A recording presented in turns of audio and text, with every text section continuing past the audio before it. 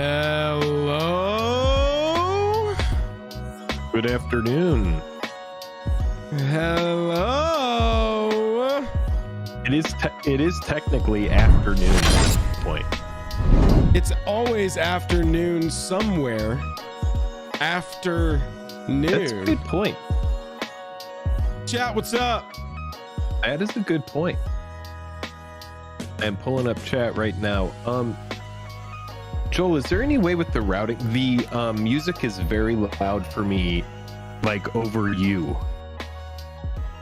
Is there a way to turn the music off for me so I can just hear you? Well, you remember the routing thing on Discord where it was like, are you using Stream Sampler or whatever? Give me a second. Let me try this for you. Let me see what happens here. No, it says input device is chat mic. Okay.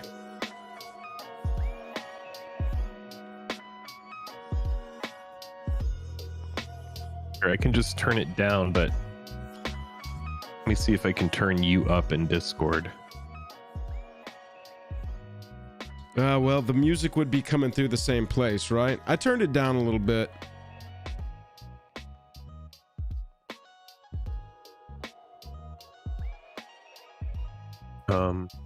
Is it a stream if we don't start by figuring out some technical stuff? Chat, what's up? Good evening. Happy Wednesday. Pulled the music back. Oh, Irish, we saw Insidious Roots. I'm seeing if there's maybe a way that... Oh no, because it's you and it at the same time. Right.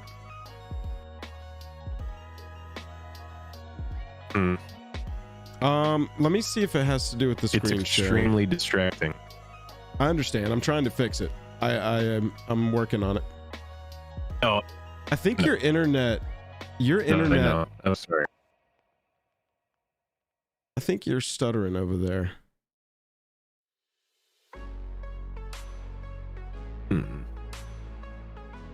Let's see. The only thing I have going on.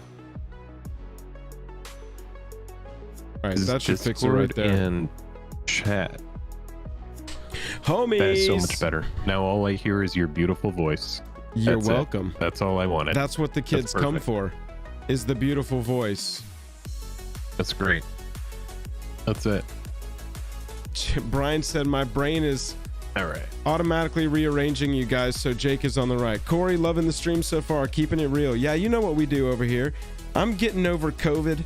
Every single button you press flicks 4 buttons off in the incorrect way. And I could put my fist through my computer after the first few weeks of the year. But look, we're here.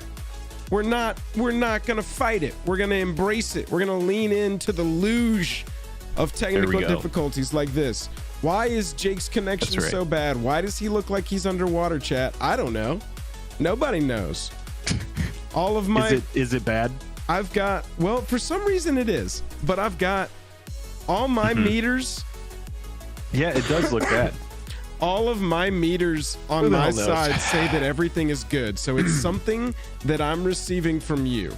That's all I know. Eventually what's going to happen is we're going to switch to the view where each of us are in a corner of the screen and it's going to be so small. It'll be fine. Nobody will give a shit. It'll be negligible. We'll do a card slideshow in the middle of 2 faces. It'll be beautiful.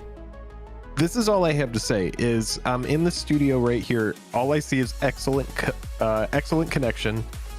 Nothing else going on. My task manager is up and my CPU is at like 13% use. So I have no idea, man. I'm gonna give it one shot. Maybe it's just my shit internet or something. Like we pay like $100 a month for internet.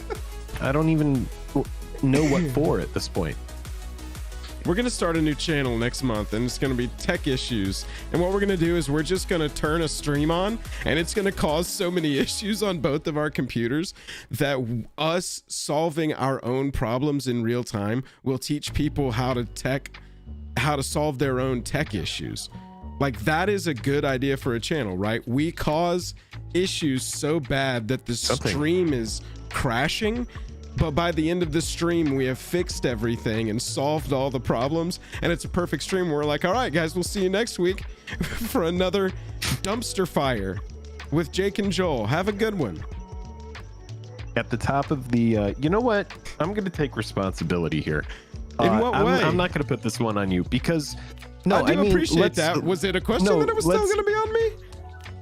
No, I'm okay, just saying that I'm gonna take responsibility. I mean, you have there's a lot that you have going on with the stream on your end. Like correct. A lot of the time you are planning out how the stream is going to go. You have to click through all of the different things that we're going to navigate to in the stream.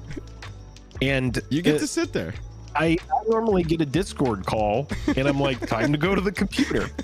And so it's like, maybe we could show up 10 minutes early. I could get there 10 minutes early and we could just test things and be like, hey, how does this sound? Do you like the sound of this? And I'd be like, no, I hate the music right now. It's terrible and it's too loud in my ear. And then we're not doing it in front of everybody, but I don't know. Yeah. Who knows? Why show up 10 Travis minutes said he's early? gonna teach us about Skype. That sounds good. Travis, we've tried Skype, bro. Skype has got its own batch of issues as to why it doesn't work for us. But we'd love to meet with you and explain those to you because it's awful.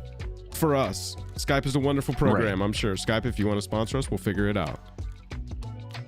Chat, have y'all seen any of these freaking cards, man? There have been so many cards. Salma, I'm the one hosting. That's why I look crystal clear, and Jake is the equivalent of a Navajo wind talker from World War II, passing his visuals to us through smoke signals, it would seem.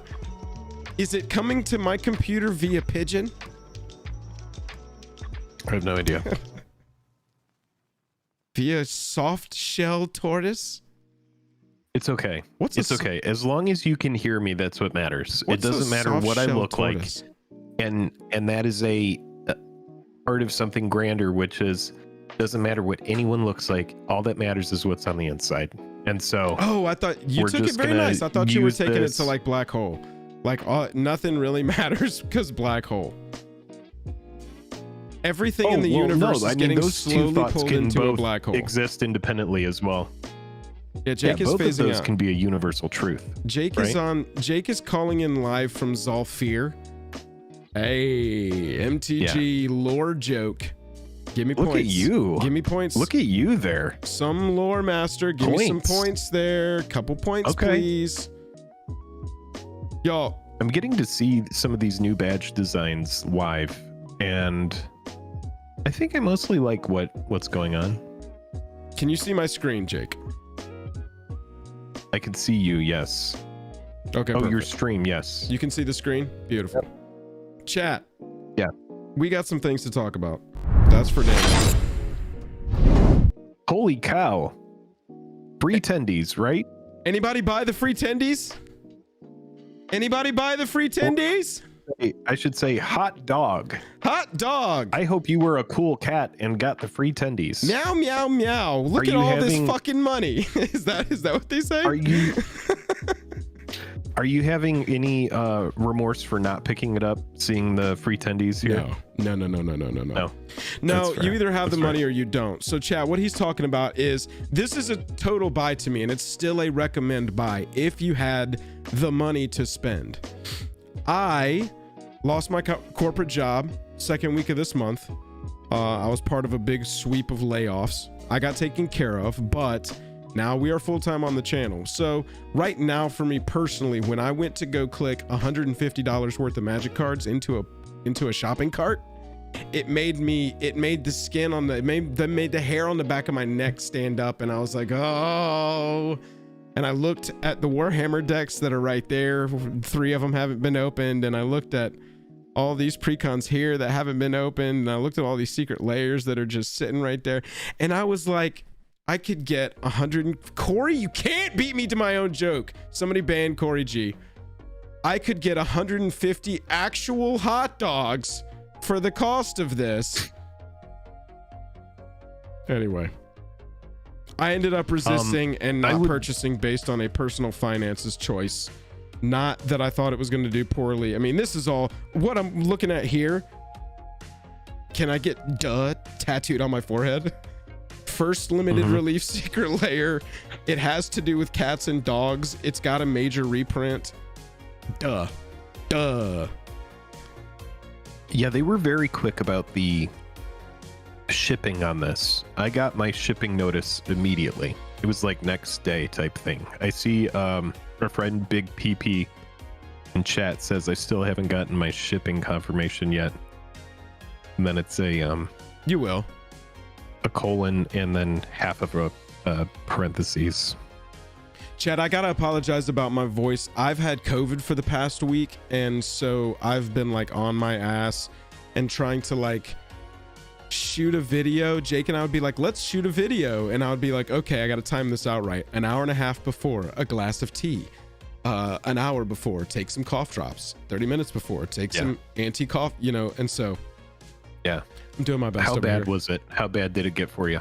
Did you have like any day that was like, man, this is awful? Yeah, there was one day just past the midpoint where the physical toll from the symptoms, like sneezing and, you know, coughing a lot, had started to take its toll. And so that it was like hurting my face at that point. You know what I'm saying? It wasn't just sneezing and coughing anymore and annoying. It was painful.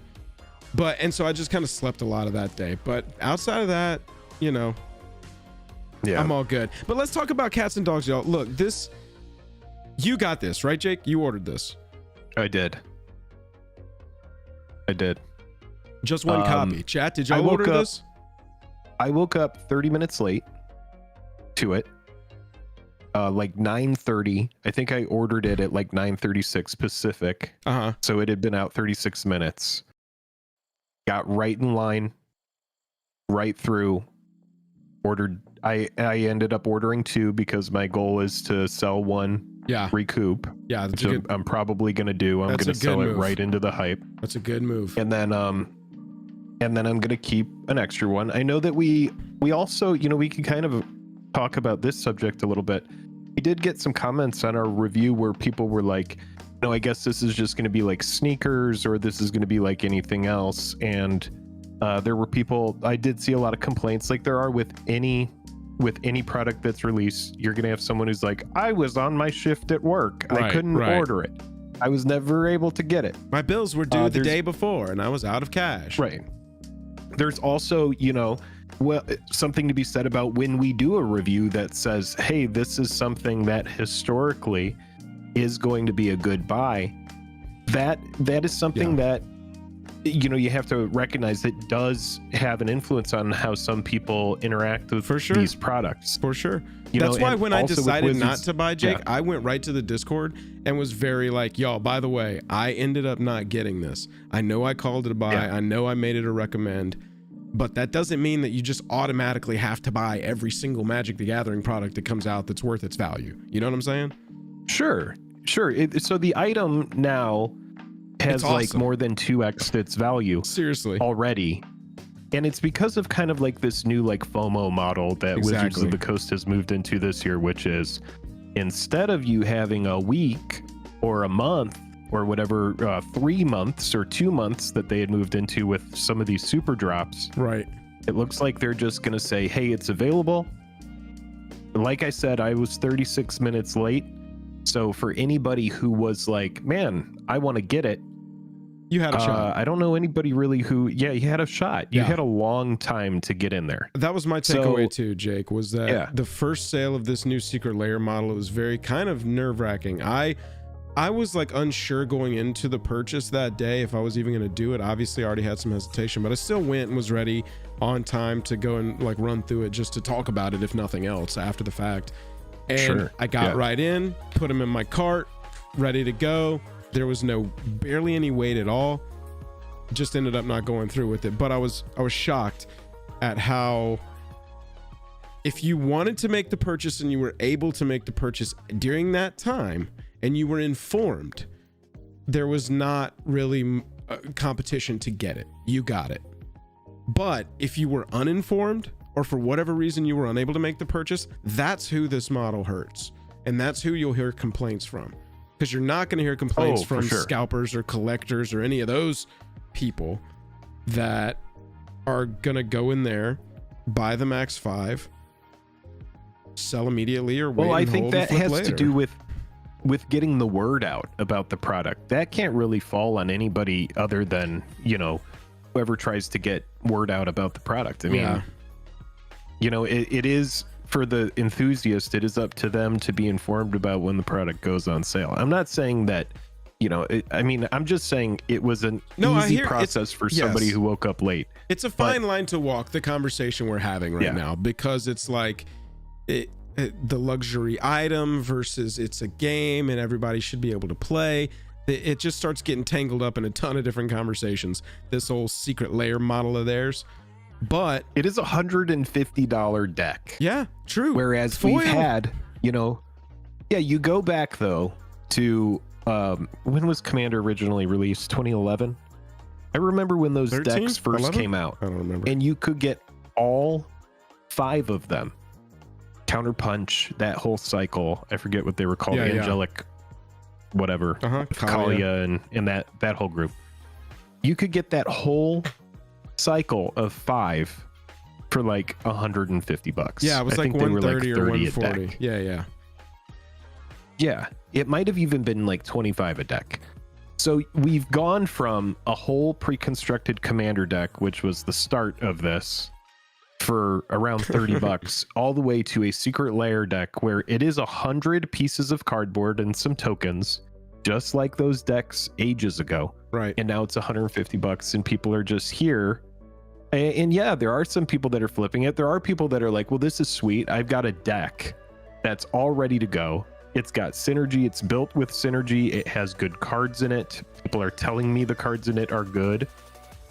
Yeah, Jake I'm not surprised at where it is. Jake and Joel was like, go spend all of your dollars, every dollar you have. And then Joel was like, I didn't buy it, suckers. Ha ha. I'll just say this. Wizards, you can reach out to us to get word out about the product, you know. Wizards, it can be. Let us talk about your commander decks. We do exist. People come and ask us, should I buy this? We tell them. You can take advantage of that. Look, I honestly, I'm just going to mentally bank this money for Marvel. There's going to be some secret layer Marvel commander deck, baby. I want it. I need it.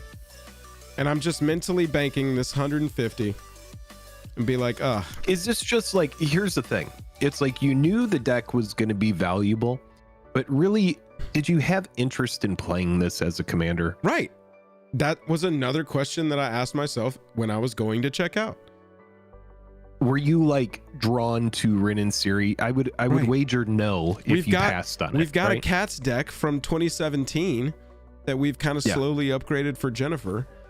And so I was even sitting here going, am I going to even like use this thing? Am I just going to take some of these cards and put it in there? So can't I just go to TCG Player, official online store of Jake and Joel or Magic, and get these singles later? What? Right. That's what I was. These are the things that were popping into my head. However, value absolutely there. Can I sit here and celebrate everybody's wins of who purchased this? Absolutely. Do I think this price is going to hold? Let's go to part 2 of this conversation.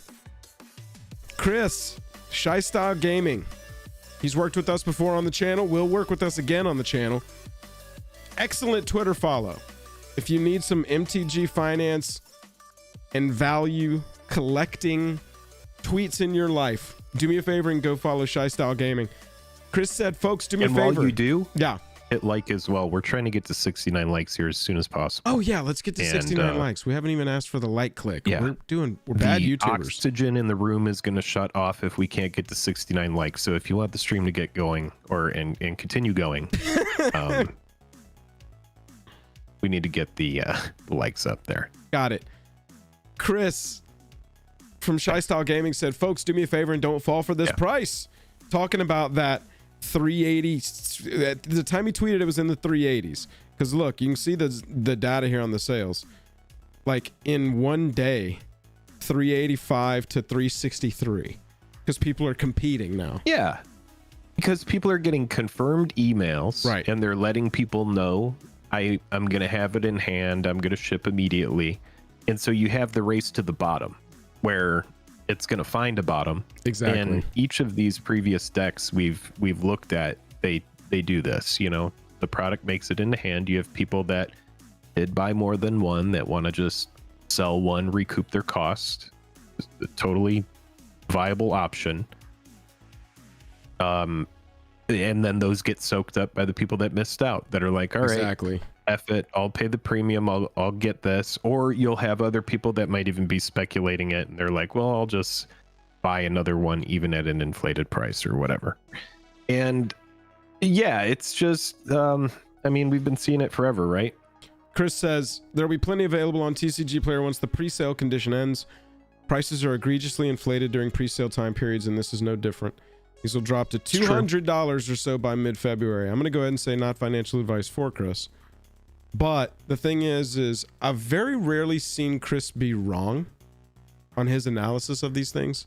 One of my favorite TCG, MTG Finance, follows. And then look at this. For context, here's the 30th anniversary drop that was selling for $500 on eBay after it sold out. And this is the past year on that. I mean, that is true. I saw this product. I saw people chirping about this on Reddit. I had to come look at the prices, and I had no idea. Now, keep in mind, this product sold for $150. Right. I went to the Secret Lair site and I checked the past sales. I love that they put all the past sales on there, and you could see what the price of products were. Oh yeah. Yeah, so that's pretty much like you can buy that at what it was originally. Exactly. Now, we're not sitting here calling, this is a comp. This is not a one-to-one, because because one's a commander deck and one is just a bunch of cards. Owen said the cat dog tax, you combine that with the fact that this is a playable out of the box piece.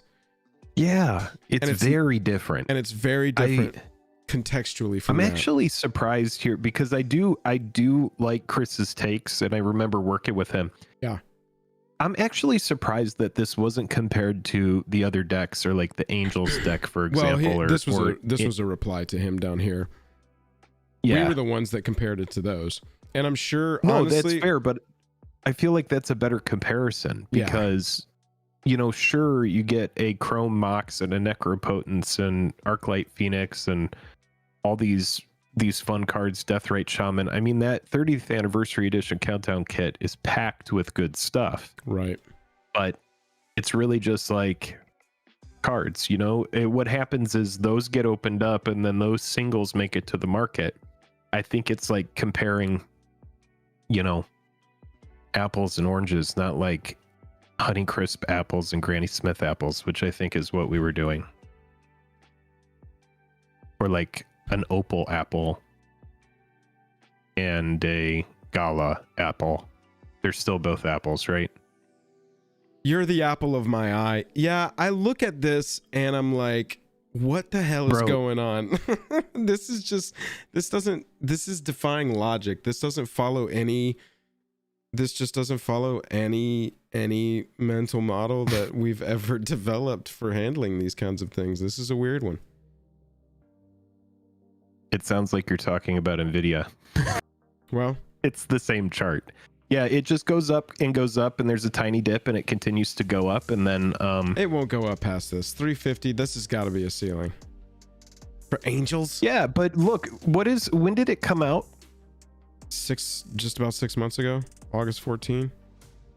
Yeah, I mean, I'm actually surprised that this isn't the comp for.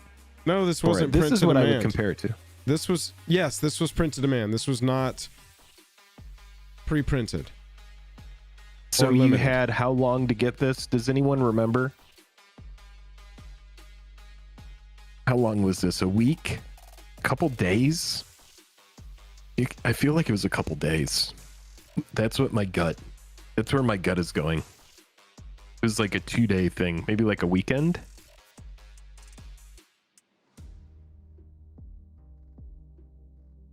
Just got here. Have I missed the Karlov Manor talk? You have not, Anthony. We just started with the. We're here talking about Secret Lair cats and dogs. Yep.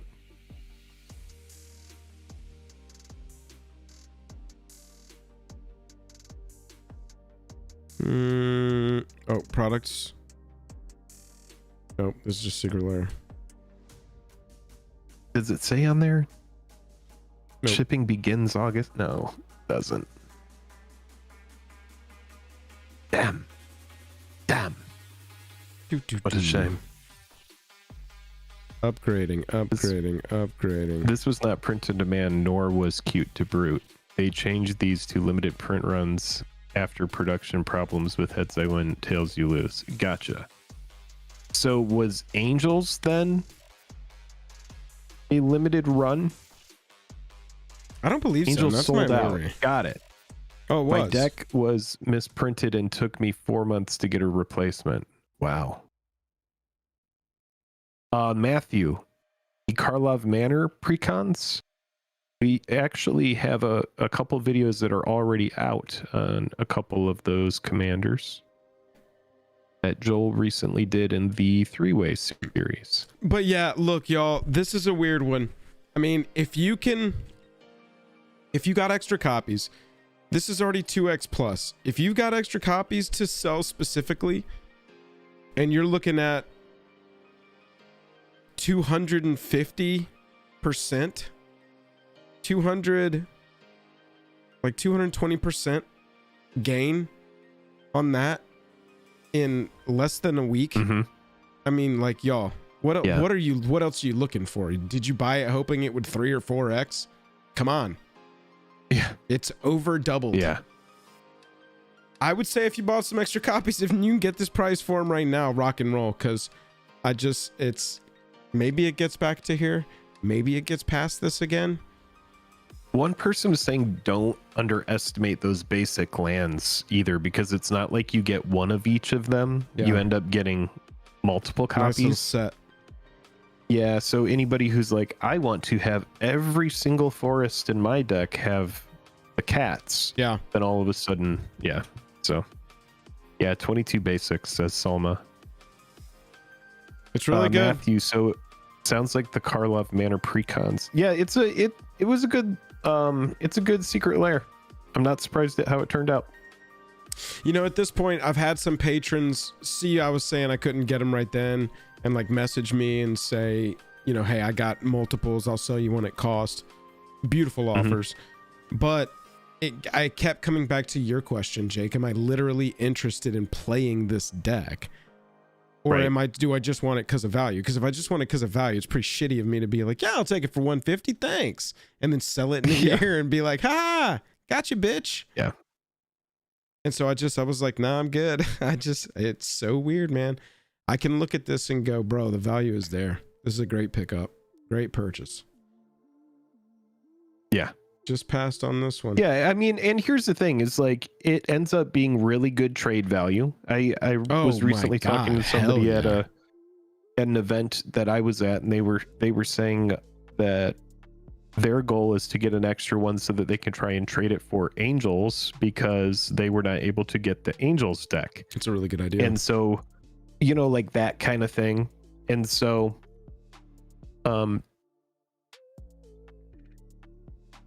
yeah, I also agree with you that it's good to move it into the hype. Yeah, it's a tough call for me not to want to move it into the hype. And so I'm just like, bah, that's tough. You've already more than 2x'd. What are we waiting on? What was the goal here? What was the thing that you were looking for here? I saw a great tweet, starting to pivot here into Karlov. I saw a great tweet from Saffron about the value. Oh yeah, here we go. Look at this. We've had these decks revealed. Yeah, I saw some questions about this. So let's talk about just a little bit the value of our precons here. And real quick, huge shout out to the sponsors. We're gonna have a sponsors segment in about half an hour. Big thanks to the sponsors of the channel that allow us to do this full time. Y'all in the Patreon are what let us even be here tonight. So thank you very much. We'll have a little sponsored segment later so we can tell y'all about the details of the wonderful people who keep the lights on over here. Saf said, yeah, the mana bases are super mid, but overall some great reprints in these precons. The Dimir one's got Rise of the Dark Realms, Necromancy, Reanimate in a fucking precon, bro. What are you talking about? Reanimate in a precon? God, man. That's pretty good. I remember this one and being like, holy shit, a reanimate reprint. Let's go. And here we are. So not only are the decks stacked, but you also have those little packs within them that are going to have cards that could be valuable. Those little 2 foil packs. Yeah. Phyrexian Metamorph. Rise of the Dark Realms is pretty sweet, yeah, too. Nutters to have that in there. Bant one's got Adrix and Nev, Benny Brax, Coma, Chulane. Boros got Fiendish Duo, Comeuppance, and Lauren of the Third Path. Now, this one is a weird scarce card because it was from a Game Night 2019 set. And so this price is not real. However, it is interesting to get for them to just be like, we got to get the price of this card down. I know it's $40 right now, but as soon as we put it in here, it'll go down to $5. It'll be all right. What's up, Billy? Yeah, wow. And then Necromancy, that's pretty good. Hey, and look at this. You know what I'm always saying? People who tell me that I'm always wrong about this. You win. No, that card's good.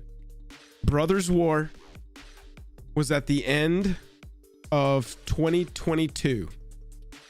Right. Crazy, by the way, that we are over a year removed from Brothers War. It feels like yesterday. Yeah. That's how time works. It's just like just keeps on doing all it. Blends together. Keeps on doing the thing, and suddenly it's not Brothers War anymore. That's right. Lauren of the Third Path was at the end of 2022, and we are just over a year later getting a reprint of it in a Precon at the top of the year. Time. Shout out to Food Time. Killing the Reply Guy game down here. That's crazy, man. We haven't seen the full... yeah, that's pretty good. And that's not even looking at the rest of the deck. Right. Right. Taking a peek at some of the cards I've seen so far. Jake, check this one out. This is Marvo Deep Operative. Whenever Marvo attacks, you clash with the defending player. And I'm not sure about clash, but I would have to imagine that clash on a card. Yeah, that's what I thought. We haven't seen clash since 2011. Anyway, when it attacks... That was the first time the commander decks came out. Shout out to the callback. Yeah. Shout out OG commander decks. When it attacks, clash with the defending player. Each clashing player reveals the top card of their library, then puts that card on the top of the bottom. A player wins if their card had a higher mana value. So you reveal the top, and whoever's got the higher mana value wins. Whenever you win a clash, you draw a card, and then you can cast a spell from your hand with mana value 8 or less without paying its mana cost. And it's an octopus rogue. And it's an octopus rogue with a hat and a dagger. It's an octopus with a little hat on. Here's the thing. They got the ordering wrong on that. It needed to be rogue octopus, but it's fine. I'm going to get past it. I just love I think this card is crazy, dude. Yeah. It's pretty nutty. This one is super fun. I mean, talk about... You're always talking about you love decks where like Sensei's Divining Top is an all-star. You want to know exactly what's on top of your deck. You want to put that 8 mana spell on top of your library and then attack and then clash with somebody and then draw that card and play that card. And it's on the attack. The toughness is pretty sweet on this card as well for 5 mana. I love it, man. Marvo Deep Operative is a very interesting card to me. I can't tell if I want it as a commander or if it just needs to be in the 99. I think it's definitely a card to consider. Don't know if I like it as a commander. Is this at the helm of one of the decks, or is this just in the 99? Yeah, that's just a 99 card. Got it. This is a 99 card too. It's interesting. They snuck a better bear commander into the morph deck under the guise of 2/2s without any abilities than we've ever seen as a bear commander. Descana the Rage Mother is Naya +2 for a 5/5 bear. When it ETBs, you draw a card for each creature you control with base power and toughness 2/2.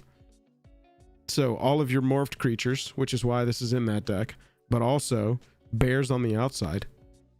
Whenever a creature you control with base power and toughness 2/2 attacks, it gets +3/+3 until end of turn.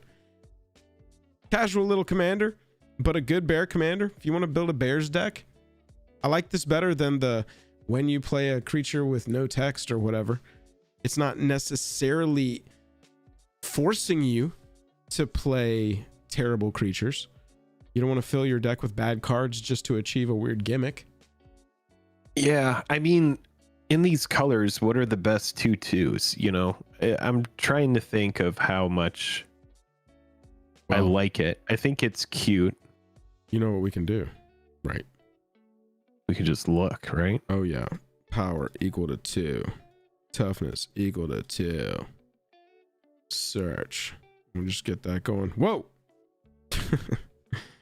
Not color. We need commander is. Hang on. There we go. So far, not looking good. There we go. Okay. We're up into the thousands of cards as it should be. Okay. So here's your list. Look at that. I said bears on the outside and Mr. Buzzfuzz appeared. We've got all of the cards here. We're looking at Buzz. This bear. Yeah. We're looking at Descana the Rage Mother. What can we play in Descana the Rage Mother that's good? Well, these are all of the 2/2s. This is 1 to 60. We got to see how far we go down. Okay, so I'm already seeing like not a lot of synergy, but I want to see how far we have to go down before we're like, that's a bad card and we don't want to play it. I mean, so far, honestly, like all these 2/2s are playable. This one's here's tough. the thing: is like you don't want to buff any of them. You want them to all stay 2/2s. Why? Right? Oh well. Based on Descana says whenever a creature you control with base power and toughness 2/2. No, base power and toughness 2/2. Oh, now actually your question opened up another door that I hadn't figured out. It says base power and toughness 2/2. So we could run anthems. Yeah. And it's whenever a creature you control with base power and toughness 2/2 attacks, and Descana also attacks. Enters the battlefield, draw a card for each creature you control with base power and toughness 2/2. So yeah, you can pimp them as much as, or pump them as much as possible, and pimp them as well. You can also pimp them. This is this seems pretty sweet, actually. It seems like a cool constraint to build around. Yeah, it does seem like a cool constraint to build around because I'm seeing, like I said, as you're glancing at this, not a ton of synergy inherently with all of the playable 2/2s. That's actually probably a good thing. Yeah. But I'm seeing like is kind of dope. Enchantments. I'm seeing some enchantment stuff. I'm seeing some equipment stuff. Maybe some like elf stuff. I think it would be a pretty weird pile. It would be a weird pile. If we could go through here and figure out, yeah, I mean, there's another elf 2/2. Maybe we're playing Descana the elf bear. Type elf. Okay, so all of we're still looking at good elves. We're still looking at good elves. This one is not as good. This one is not as well. This one's fine. You still get this effect. Yeah. Infect is irrelevant. Yeah. Yeah, I mean, by the time we're getting down, so we got 1, 2, 3.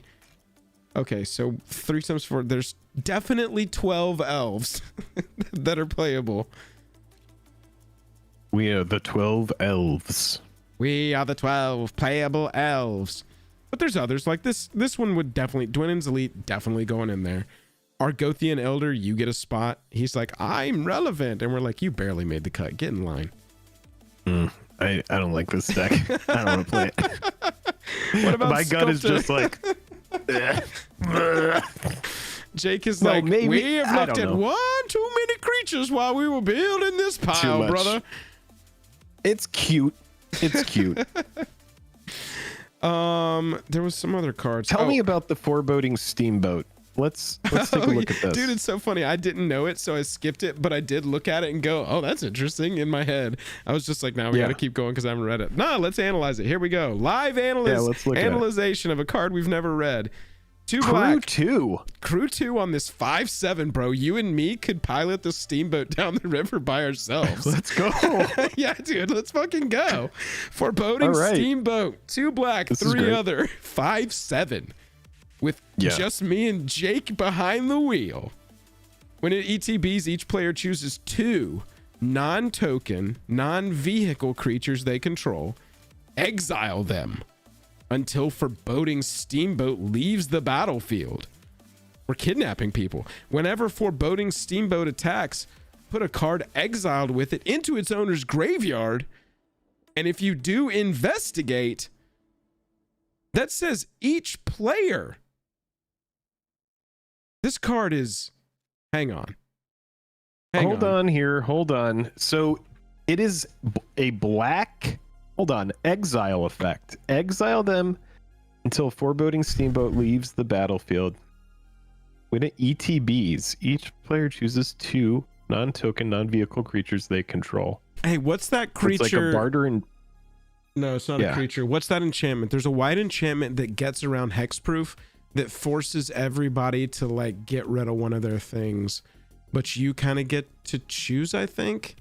Maybe a Will of the Council card. But it ETBs and it exiles everybody's stuff. But then this puts it into the graveyard. Yeah, so that's when the removal actually becomes permanent, right? Because if you destroy this or whatever, then everybody's getting their stuff back. I mean, Joe, are you steering a steamboat? Thank you, Phil. It's pretty interesting.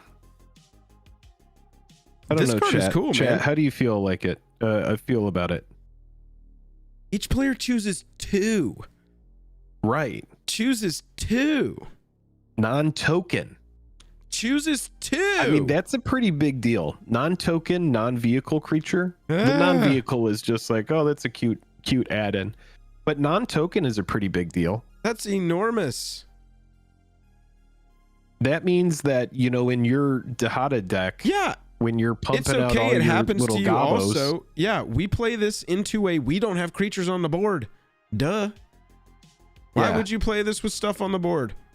And then all you have to do is get the crew 2 off to attack with it, and on the attack, I don't play vehicles a lot. Getting rid of whatever the worst thing is. Can you crew with a creature that is summoning sick? Summoning sick? Yes. Okay, I don't play vehicles a lot. Got it. Yeah. So I mean, you can play this like, and then play something in crew. If you got 7, I'm assuming your 2 power is a 2-mana creature. Yeah, and then it's also worth noting that there are things that say when this is tapped, do something. So, you know, creatures like that become better when you crew with them because you're getting value out of tapping them without having to swing with them, which is always valuable. So, bro, it's a steamboat. You cannot fucking tell me that this wasn't a Capenna set that they reskinned into Ravnica. I will die on this hill. I have just seen too much evidence. This is the hill you've chosen? This is the hill I choose. This set was a new Capenna set that after that set did not do as well as they wanted it to do. They really didn't want to toss the Clue tie-in because they already had that UB planned and the contracts were signed. But they freaked out that Capenna wasn't going to sell anything and Clue wasn't going to be happy and that wasn't going to let him impress Mickey Mouse. And he was going to pull the Marvel shit. Oh, I'm going deep on this one. So they pivoted into a set that has got a general enough canvas that they can sort of repaint some stuff and make it work. But it's impossible to get it all out. Like this just screams. Crazy. We're gonna kidnap people, put them on a steamboat, and throw them in the river. What part of that says Ravnica to you? But it definitely says New Capenna to me. Gangsters, Art Deco, architecture. Look at those arches on top of this steamboat. They go back in here and they do some of this triangular art shit here and be like, no, it's Ravnica. And we're like, okay, all right. What's that, y'all? There was a lamplighter card that was like spoiled today. And somebody sent it to me and was like, look, bro, there's a centaur up there. There's a centaur. Yeah, okay, they added a centaur. Where is it? Is it actually a centaur detective card? Where? Right down there. You missed it. Keep going. Keep going. There it is. Innocuous researcher. That guy would not have been in Capenna. Okay, they added some cards in. I mean, they could have put some stuff in there. That at the end, there is like Look at that ooze. I'm telling you, man, there was some art on a card. This guy, look at this guy. That is not a Ravnica outfit, bro. That's a fucking Capenna outfit. I think they took his hat off on this one just to make it worse. And look at the generic of the background here. Why would you have no shade to Arthur Treffner here? Why would you have this generic of a background? This is just a brick wall. What's going on here? Did you go back in here and change the background? Was it too Capenna-y? We needed it more Ravnica-y, so let's just change it to bricks. Yeah, I did it in layers. I'll just throw some bricks behind him. Look at how plain these bricks are. What's going on here? What's going on here? My tinfoil hat is on. Why does everybody have fedoras on this? Where did the fedoras come from on Ravnica? Everybody on Capenna had Ravnica. Everybody on Capenna had all of the hats they needed to look like detectives. I'll put it that way. Ravnica, fedora salesman came through. Was like, murders here. Got your fedoras here. Heard there were some murders here. Got your fedoras. But on Capenna, everybody, I think you're born with a fedora on Capenna. You might be onto something. Maybe. 5% chance. And then Jace is definitely in this set. I'm just gonna go on this tangent fully. Wait, we gotta look at that eyeball. There's a card with an eyeball that I want to look at. I'll go back. I'll go back. I'm just saying. Look, you tell me that was not supposed to be Jace? Come on. That's just that is some guy in a cloak. Okay, hang on. You telling me they didn't make Doppelgang? This was supposed to be Jace. Jace was the murderer. Where is it? What? Where is it, chat? I would have been fine with that. I'm telling you, some weird stuff. Murderer.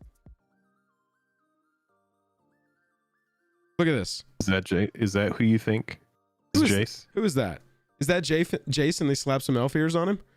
Is that Jace with elf ears? Like, does that not look exactly like every promo piece of art for Jace we've ever had? That is Garruk, Caller of Beasts. Yeah, look it up. With elf ears. With elf ears. Look it up. Garruk, Caller of Beasts. I'm telling you, that's what it is. They did. Jace was the bad guy. He was going around murdering people on Capenna after the invasion. And then something happened. I haven't figured it out yet. Pepe Sylvia. I haven't connected the dots fully to Pepe Sylvia, but I do know that I think this set was supposed to be on Capenna, and I think that the murderer was supposed to be Jace. Wait a minute. I think what happened is because you had COVID. Buzzfuzz, is that you? We're going to go even deeper. Listen. Because you had COVID and you're recovering, what happens is when you're recovering, all of your cells are firing off at like a high rate to like get you healed, right? So that everything's like working overtime. That's right. And I think what happened is even your brain is working overtime right now. And doing a fantastic job, if I do say so myself. I do think that is probably Garruk, Caller of Beasts, but there's a chance that it is Jace. And if it is Jace, is Jace not in this Capenna, in this murder set? No. At all. No. By the way, if we type in then detective, who's the guy with all the tattoos if it's not Garruk, Caller of Beasts? By the way, if we type in detective, there are 4 cards. 2 in the main set and 2 in the commander set. 4 cards with the word detective in them. 2 just printed in the main set, 2 just printed in the new commander set. 1 in the Doctor Who set, and I'm pretty sure that's a character. I don't know the lore of that TV show. And the only other card that's not a silver border card with the word detective in it is from the new Capenna commander product called Dogged Detective. And doesn't this friend here with the green lenses sort of remind you of a certain green enchantment? Oh, are we being spies? Are we also looking for a certain rare creature? Where is it? It's got the goggles on too. I can't. Maybe. Hmm. Hmm. Hmm. I don't know, man. Jace is in the story. I didn't read the story. All I'm saying is, this is weird. This is weird. When did Jace become not the Guild Pact anymore? When he got Phyrexianized? I asked a lore question in Jake's eyebrows. No idea. I'm just trying to put all this together that this set might be like a Capenna leftover thing. Capenna had no real soul or character because Capenna didn't get time to breathe, and Capenna didn't get good writing. Capenna was a cool backdrop onto which they didn't put any characters that we cared about. You remember when everybody was like so stoked on Capenna? I'm still, dude, I love it. Oh my god, look at that art. That is awesome. Whoa, what is it eating? A chicken leg, I think, or I mean a not Capenna turkey leg. A Ravnican. Oh, bro, this cat has Dysphrazarse. That's insane. That's a beautiful cat. Hey, see, by that's the way, what happens. That's what happened to the Instagram. By the way, type cat. Okay, didn't get a ton of those, but type dog. Okay, we got 2 of those. MKC type dog. We got a new dog there. We're getting new cats. We had to have gotten some new cats. Oh no. Well. All right, you wanted to see the big cats? Eye. Yeah. Flying lifelink. 3/8. Jeez, what is going on with these absolutely ridiculous toughnesses? Some chonkers, baby. I think that chonker matters is a little bit of a sub theme. There was some new Simic alligator turtle dinosaur freak that was printed that's got like a 10 butt. Yeah, Niv Mizzet's the Guild Pact now, Laney. I don't know enough. I haven't kept up with the lore in years. Bro, I was trying to figure this out earlier. What do I think of this art? I don't know. Like, this art is 48% eyeball. and then what do you think of it? I'm trying to imagine, are the wings coming out of the back? Is there a body and the eye is like jutting forward? Is it just a big orb with wings? Will you do me a favor and type in Monster Rancher Suezo? Mm-hmm. SUEZO. I know exactly. This is what it reminds me of. Yeah, dude. Let's just go to images here.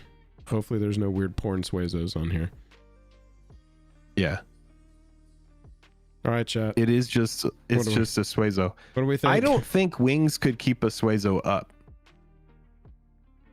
How heavy is a Suezo? Now we got to look up the wiki. A Suezo's got to be pretty heavy. Okay. What's going on here? I'm an adult. There's no way those wings are keeping up that eyeball. Element light. They don't have any Monster Rancher fans in the chat that can tell me the stats of a Suezo. I need to know the height and the weight of an average Suezo. Here we go. We'll Google it. Height and average weight Suezo average weight. Suezo Monster Rancher.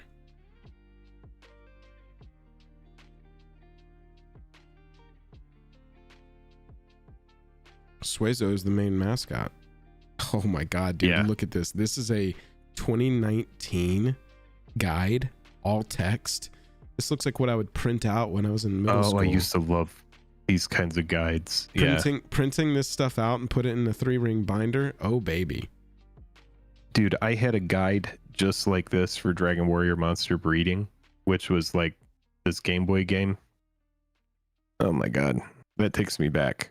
All right, so I can't find any. This is disappointing and kind of ruining my night. It's all right. Don't let it ruin your night, because we're gonna have to draft later, and I don't want you freaking out and not being able to draft well because your night is ruined. It's All a I big know eyeball. is that this is the last thing you see before your number gets called at the DMV.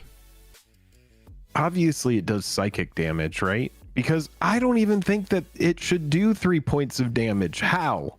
It bumps into you hard. Yeah, I guess it bumps into you hard. It knocks you over and you fall and hit your head. You may play lands and cast spells from among cards in your graveyard you've surveilled this turn. This must be in the Mirko deck. If you cast a spell this way, you pay life equal to its mana value rather than paying its mana cost. Wow, hell yeah. You can play lands, so that's for free, and cast spells from among cards in your graveyard you've surveilled. Wow. Yeah, That seems so pretty it's excellent. in the 99. Ah! Oh wait, obviously it's not a legendary. So Oh. yeah, it's expensive, You dude. can't. I want to run Eyeball as my commander. Eyeball's got kind of good eyelashes, gotta say. I don't think it should be a 3/8. I think it should be a 0/8. Maybe. But I mean, look, it's got little I'm gonna spikies move on. here. I think it should do psychic damage. I think it should just be like an aberrant mind sorcerer and get in your brain if it gets close enough, and then it tells you to do terrible things to yourself, and you're like, oh god, it's that evil eyeball that takes over your brains, and then you start clawing out your own eyes. That's what I think that thing does. This is one of the coolest new cards I've seen. Trouble in Pairs. We're talking potential staple here. Chat, y'all tell me if you think this is a commander staple. Okay. Staple means generically playable in any deck, only cuttable for like higher synergy in that deck. Ready? Trouble in Pairs. 2 white, 2 other enchantment. Same converted, by the way, as Smothering Tithe. If an opponent would begin an extra turn, that player skips that turn instead. Whenever an opponent attacks you with 2 or more creatures, draws their second card each turn, or casts their second spell each turn, you draw a card. So for reference. Do I have to wait for chat to say what I feel? No, you do not. I will. Go ahead and provide This your card analysis. is fucking cracked. Yeah. It's fucking cracked. It's an absolute staple, and it's not even a question. You can draw 3 cards on an opponent's turn who plays 2 spells, draws 2 cards, and attacks you with 2 creatures. Do you know how often that happens? Are you serious? It happens all the time. That's all that happens in Commander. I would assume that you're going to get your value back on your 4 mana investment in this before your next turn. Because if you've drawn 2 cards off of this, you've only divinationed plus 1 mana, and that ain't bad, especially in white. But if you you've better drawn be a running a third reliquary card, tower, because you will mill yourself. I would run like just. I mean, this is insane, dude. It seems insane. do you think that those outfits that they're wearing say Ravnica to you, or do they say Capenna? I've done this for every card, Jake. Every time I look at a card, I'm like, where are the clues? Where are the clues that this... I'm telling you, I think the meta quest is that this is actually on Capenna, and Jace is tricking the audience. That's what they're going to say. They're going to tell us that Jace tricked the audience, and that set was actually Capenna. Yeah. Welcome to my hell. Welcome to my hell. Yes, it's probably, if I had to compare it between Capenna and Ravnica, I would probably say it's more Capenna looking. Ravnica has more of like a steampunk kind of vibe.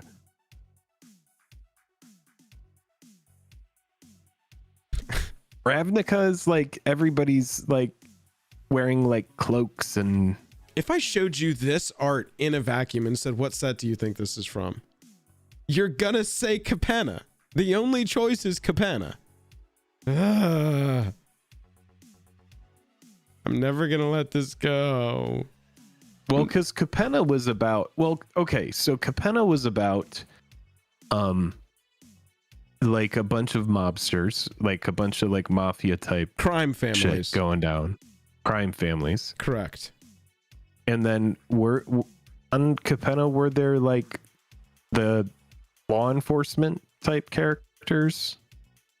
No. Those even so exist? there was that was right when all of the BLM protests began, was that set coming out. And so Rosewater said in an interview that they pivoted one of the main factions, I think the Riveteers, one of the factions of Capenna were supposed to essentially be corrupt cops. Like, you know, a mafia of police officers, basically. You know what I'm saying? And he said in an interview or in his blog or something that they late pivoted off of that as one of the families because of real world events. They didn't want to have a bunch of corrupt cops in their set. The Bant ones? What were the Bant ones? You know, I saw this great movie called LA Confidential. Have you ever seen LA Confidential? Yes, I've seen LA Confidential. It's fantastic. Have you seen it a lot? It's like one of those movies where you can just kind of sit down and it's like, I'm going to watch LA Confidential again. It's Josh Hartnett, right? Josh in his prime. No, that is Guy Pearce. What is the Josh Hartnett, he's a cop in Los Angeles movie? I don't know what that is. Of. The Brokers, yeah. Well, no, yeah, that's, so they turn the corrupt cops family into corrupt, like, bankers and contractors instead. Got it. Okay. Anyway, sorry. LA Confidential is a fantastic movie with some corrupt police officers, and it adds so much depth to the story to show that just because someone is in a enforcement position doesn't mean that they're a great person by default. It just helps with good character development. But I understand how real life events can get away from good storytelling and add to a wonky kind of release. Yeah, but it seems like between Capenna and my theory that this one was supposed to be back on Capenna originally, I just feel like there was some strange things going on with the development of that plane. Look, not to change the subject completely, but look how cute that guy is. It looks like it's got a giant thumbprint. Yeah, it's a giant thumbprint. It's a print lifter ooze. Oh, they absolutely sold it. Absolutely sold it. Got it. 2 mana 2/2 ooze with death touch. Anybody got an ooze tribal deck? I feel like an ooze tribal deck would be a good project deck because I feel like we get an ooze creature like once every 2 or 3 sets. That's a rare. And this would be an awesome inclusion in your ooze deck. Whenever it or another creature you control is turned face up, create a 0/0 ooze creature token with trample. The token enters the battlefield with X +1/+1 counters, where X is the number of other creatures you control. And then it has Disquise for a green and 3. That's where you morph it, and then it is like it's a 2/2 with ward 2. Yeah, is that correct? Disguise, correct. Disguise is morph. Oh, disguise. That's how you pronounce that. Sorry, Disquise is morph. So you pay 3 and put it face down as a 2/2 with ward 2. And then you pay a green and 3 to turn it face up. Create a 0/0 with trample with X +1/+1 counters on it, where X is the number of other creatures you control. Honesty time. I have never liked morph. Neither have I. Ever.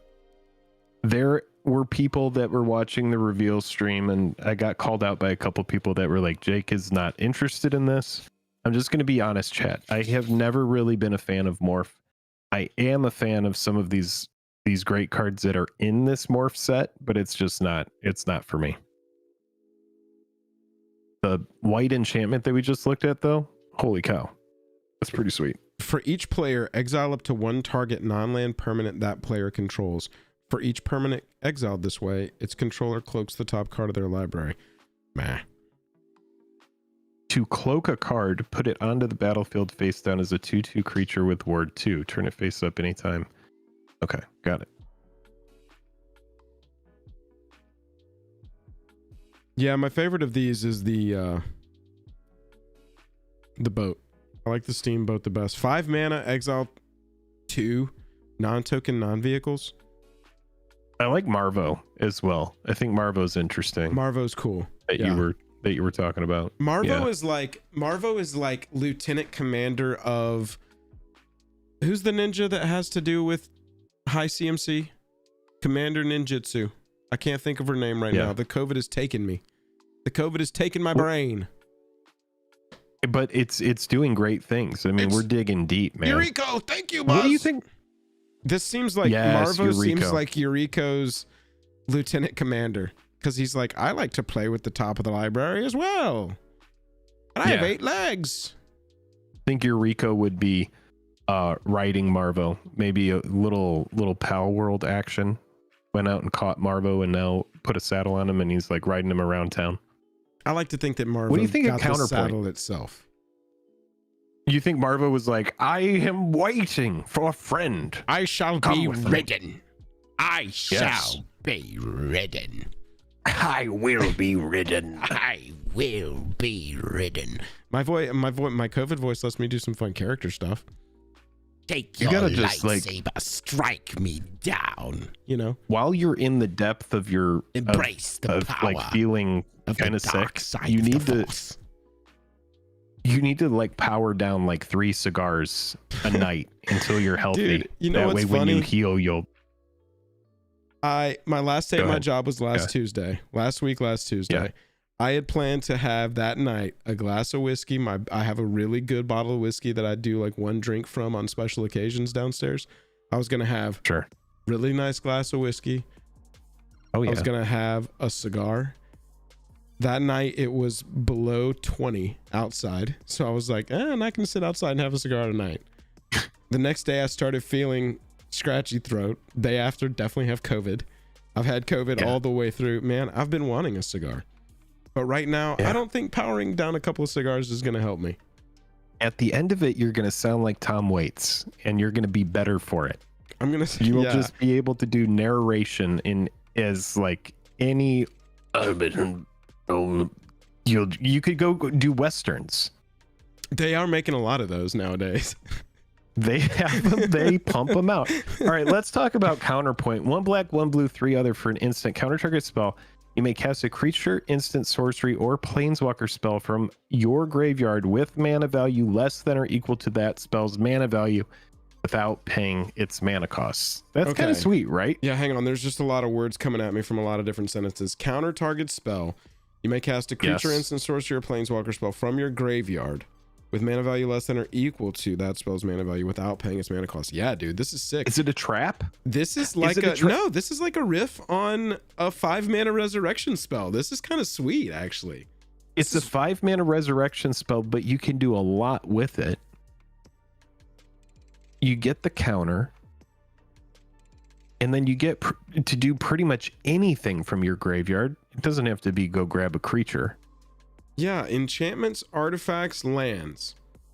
You want to play it in like casual commander because you want to be able to like know that you're going to be countering some big stuff. But I see a lot of people in chat who you like, right? Who always, I guess you just literally always, you go to turn 5, you play your 5th land, you pay 5 for some fucking awesome enchantment and pass. That's what you do every single time, chat. Every single time. Come on, tired of it. 5 mana counterspell. Yeah. How many times? I don't know. I play a good bit of commander that gets to. Yeah, sometimes you are just sitting there with 5 mana up. It's true. Part of it. Yes, this is very like battle cruisy. This is very like. It is battle cruisy. We're at the end. It's gone 3 hours. This is my counterpoint to your do something should have else won the again. game spell. Right. Now here's the question, because you did this to me. Is it more like Ravnica or Capenna? Look at that hat. Look at that hat. I know, it's the hat. Bro, look at that hat. Can anybody please find us this hat on Ravnica? Anything like the hat. And look at that hat. You and see. Look, and all I'm saying is anything ever. All I'm saying in the history of Ravnica, can anyone find us that hat with that kind of like collar? All I'm saying, and this like shoulder shawl with the big collar. That's what I'm saying. All I'm saying is, from an artistic standpoint, there is a nice line right here behind these people that begins the background. This could have been an alleyway wall, but at this line, if they did this in layers digitally, then they just remove this foreground stuff. Like, I mean, I don't want to be super like brutal here, skulls? but this, do you see the skulls? what is this shadow right here? Can somebody tell me? Is that like a straight line? Yeah, there's definitely skulls in the art, but that could be Dimir. I mean, all I'm saying is this could have been a alley wall and not towers in the background with some kind of light railing. Look, all I'm saying is I think this was supposed to be on Capenna. Why are there so many fedoras? Should we have opened a haberdashery on Ravnica before the murders? Yes, is the answer. Because suddenly everybody was like, yeah, there's always been a detective agency here, idiots. That's what I keep getting from these cards. Hey, idiot, there's always been a detective agency here, moron. Shut up. That's the vibe I'm getting. That's the vibe I'm getting. That's a Ravnican hat. That's a Ravnican fedora, you fucking idiot. Shut up. That's how I'm being treated. Look at this. Tell me they didn't just go, we needed to look Azorius. Add an owl. It's to Capenna. This is an Azorius boy now. Painted blue, add an owl. Put some floating shit with... Oh. Okay. All right. We have to... Oh, I would say move on, but I'm leaning more towards get to the bottom of this. Creatures you control get +X, where X is the number of cards you've drawn this turn. Dude. Spirits? Kindred? I could get behind this, actually. Quick, add an owl. It's Azorius. Move it along. Ship it. I can't.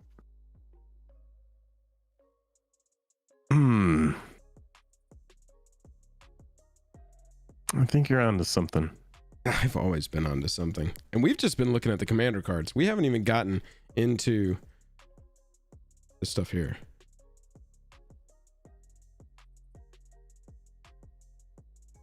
Oh, man. We got a new video coming out tomorrow of our favorite commander cards from the set, y'all. We went through here and picked a lot of cool stuff out. This is the one I was talking to you about, Jake. The Pride of Hull Clade. It's an 11 mana crocodile elk turtle. Cute. This spell costs X less to cast, where so X it's is from the the total movie toughness. Annihilation. Correct. Did you ever see that? Yeah, right now it's going... Yeah. Stuff like that, right? It's like, how'd you get me combined with this elk? I was just sitting next to it last night. Now we wake up and the elk has crocodile and turtle parts. Anyway, I'm done. You can read the card. The spell costs X less to cast, where X is the total toughness of creatures you control. So not that difficult to get a 2/15 onto the battlefield here. Defender. 2 blue, 2 other. Until end of turn, target creature you control gets +1/+0. Gains whenever this creature deals combat damage to a player. Draw cards equal to its toughness, and can attack as though it didn't have defender. You want to get a Pride of Hull Clade through and draw 15? Interesting. That is a shoe-in for Arcades. Remember that old dragon deck? Oh yeah, dude. Yeah. Fatbutts.deck. I mean, that is a serious card for anybody that wants to play defenders. Quick, Jake, trivia question. Who did the murder? Do you remember? Wasn't it wait, go through. I'll know when I see them. Okay, who did the murder? Not Argus, not Alquist. Trivia question. Who did the murder? Chat, don't tell him. Not Ansrag. Aurelia. Final answer. It was not Aurelia. Damn. Aurelia came down and was it was this thing. It was Errata. It was Etrata. not. It was not Etrata. Etrata was mind controlled into murdering somebody. You know who did the murder? Whoever swapped this from being a Capenna set. The dragon. It was the dragon. It was not Incinerator of the Guilty. Oh, did you see this? Hey, by the way, this is a whenever a creature's dealt damage, its controller may exile that many cards from the top of their library. They may play those cards until the end of their next turn. You know what the fuck? Why does that exist? You know how many times Jake, in Karavik you have like 3 damage to shoot? You could shoot Karavik for 3 and exile the top 3 cards of your library and play them until the end of your next turn. Dear God. Anyway, that's extremely strong. Here's not Jace on a card. Kai is back being like, I thought we were on Capenna. Oh, it was no, it wasn't Tristani. We're getting close. I know that I'm gonna find it soon. Keep going. Vanifar. It was Vanifar. Evolved Enigma. It was not Vanifar. All right, keep going. Keep going.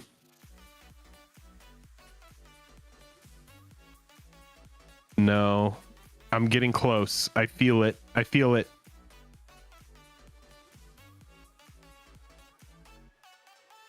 It's going to be the next one. I feel it. Nope, it's not Aurelia. Not Aurelia. I got my ass kicked by Aurelia recently. It was great. Oh, it's going to be here. I know it. Here's a bunch of rare This is only like my second guess. This is going to be my second guess. That's me trying to figure out how we were on Capenna and ended up on Ravnica. Okay, by the way, I saw this card earlier. We're going to pivot back to what you need to do, Jake. But look, tell me this wasn't Jake's cloak that they were like, change the design on the edges. Quick, take it from runes and make it flowers. You've got a Jace looking character dribbled through the entire set. And then you've got a card called Cryptic Coat. And it's this giant blue flowy thing. Okay. This wasn't about Jace being a murderer on Capenna though. Got it. That art is dope. I'm specifically not looking at chat until I pick my second guess here. Oh, is it Ezrim? Wasn't Ezrim. No. He's head of the... No, that wasn't my guess. He's head of the detectives. Still my second guess. You weren't guessing, you were just asking. Yeah. Was it that thing? Azani? Oh, TG. Hey, TG, can you send me a link to that on Discord? That would be awesome. No, it's not Kylox. Fixer says, Joel, make wizards print new snow cows. Okay, you got it. It's Lazav. Lazav, wearer of faces, is not the murderer. Fuck, that was only my first guess. You passed it. The answer, it's a little bit of a tough one, because not only do you have What was it?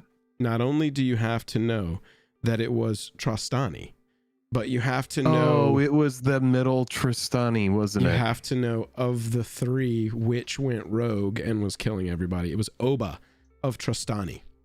OBA of Trostani. There's your trivia. Move to combat. I know. That's why I asked him. He already admitted he was not super interested. And so I was curious if he knew who had committed the murders. Because it was very funny in that reveal how they were like, look at this mystery. It's so cool. Look at all the details. This is who did it. And we're just like, damn. Is in to delete the channel, it's in settings? Yeah, settings, delete channel. Settings, and then what would that be? Oh, channel. Is it under advanced? Yeah, I think it's under feature advanced. Eligibility. I think you have to write a letter. I think you have to write a letter to YouTube. Allow viewers to clip my content. Jake one time We're gonna find the delete in there. Jake, I'll find it. Little known fact is Jake wanted to be an actor this. for a while, and Jake had a headshot that looked exactly like this. Like he would hand this shot out to people, and I was just like, dude, you're not gonna get what, Vein Ripper? Yeah, you're not gonna get any work other than being a vampire and stuff. And he would just go, and that was all he would say to me. I mean, I thought we had moved on from talking about that, but if you want to talk about that, we can. Well, the boots with all the buckles, I remembered how hard it was for you to track those down for that headshot shoot, and so the boots with the buckles reminded me. It's very Ravnica looking. Chad, I would love to talk to you about our wonderful sponsors. Starting, of course, with Card Conduit. Jake, as a customer of Card Conduit, not only someone who is sponsored by Card Conduit, but someone who is a customer, will you tell us about Card Conduit? After we talk about our sponsors, chat, we're going to do a little sponsor segment, and then we got some upgrading a deck or maybe some MTGO draft after that. I'm sorry that I look so underwater here. Yeah, but... it's okay. All right. Yeah, Card Conduit is great. I've used it, and it's actually really funny. Just on Sunday, I was doing draft, and one of the people that I was drafting against, he said, hey, because of your videos, I used Card Conduit for the first time. And they really liked it, too. And so it's nice to be able to use something recommended to people. We've had patrons. They're fine with it. Any patrons in chat who have used it, raise your hand, please. Yeah, so... it's a really good service for if you have extra cards sitting around and you just want to convert them into cash quickly. I remember the first time that I used it, the estimation, if all of my cards had been near mint, I would have made like $490. And I think my payout ended up being $450. Oh, wow. So it was only a $40 difference. And it was because of like card conditions. And so all you did was like put together around some cards that were $1 plus and send them to them, right? Yeah, I did the curated service, which means I did all the organizing myself, and I just organized them and sent everything in a priority mail flat rate to them, and it was pretty sweet. Jank says, I sold 7,000 worth of cards just recently. Did you sell that to Card Conduit? That's pretty wild. I hope you use our code. Ping! Use code JAJAM at checkout for even more % off. Yeah, what you end up getting a percentage off on is your fees. Do they do Pokemon too? I don't think that they do. No, not yet, but they have talked about they are expanding into more TCGs than just MTG. But yeah, nice little buy listing service over there. Also, big shout out to Dragon Shield. Jank. That's incredible, man. That's great. Thank you for sharing that. Go ahead. He did 7K with Card Conduit? Yeah, 7K with Card Conduit. 2 orders, one of 10 cents to $1 and then another of $1 and up. So you had to have cleared out some space. You must have been getting rid of a lot of stuff, Jank. That's awesome, man.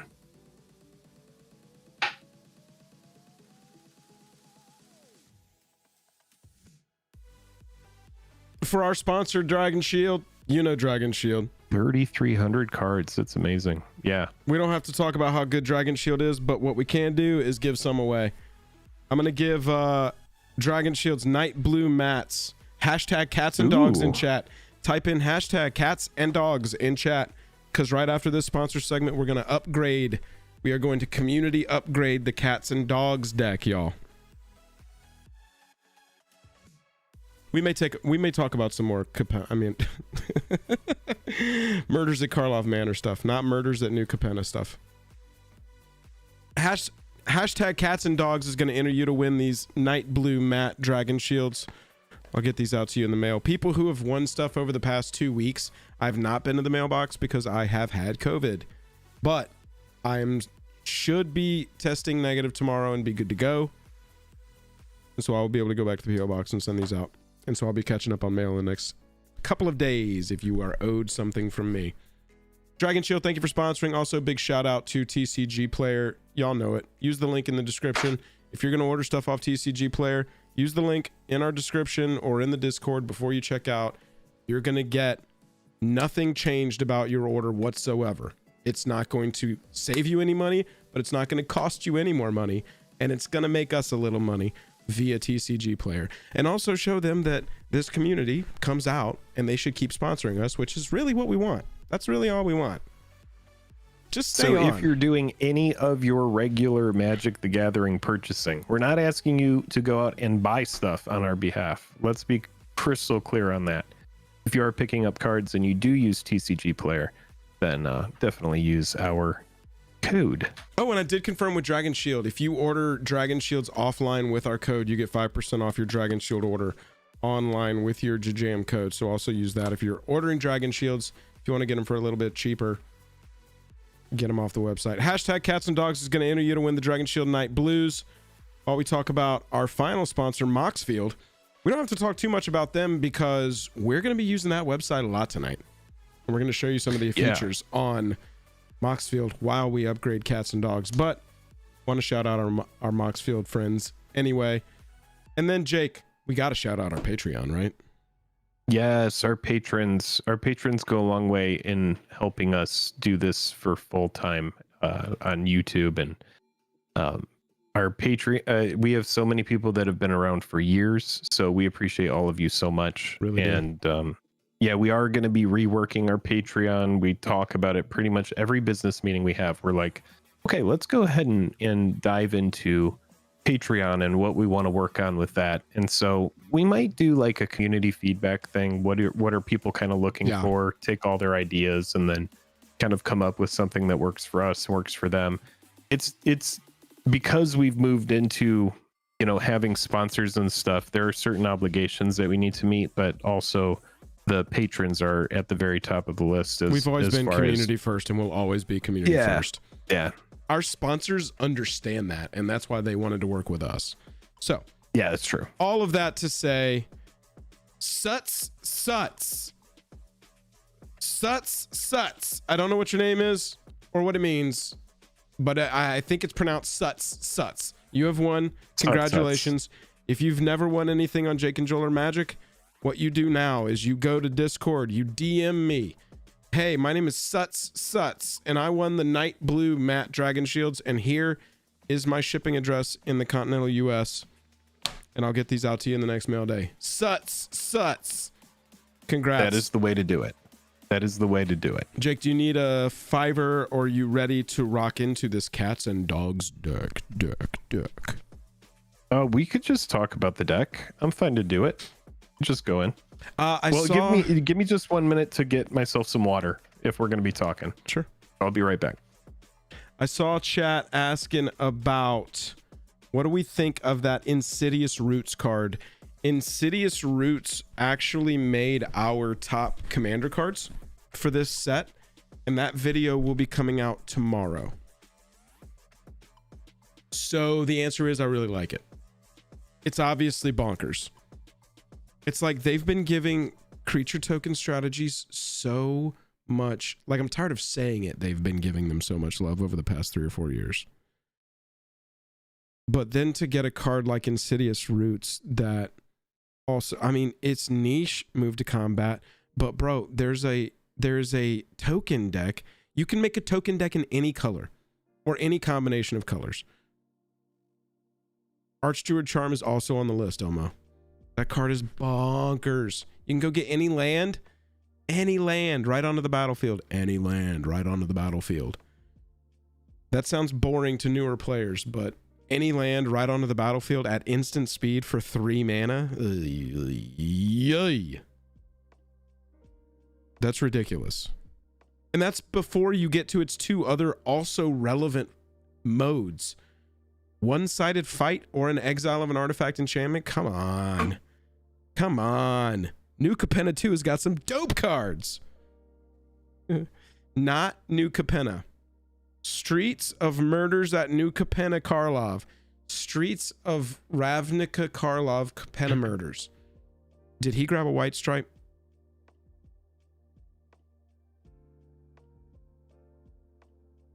I am ready. The New Capenna set is really impressive. I actually, now I'm going to grab a little bit of water. My voice is getting super scratchy, and I'll be back. We were talking about how, people were asking me if cards from the set made our top commander cards list for the video that's coming out, and I was answering either yes or no. So chat, continue to ask Jake. Jake can tell you. Got you.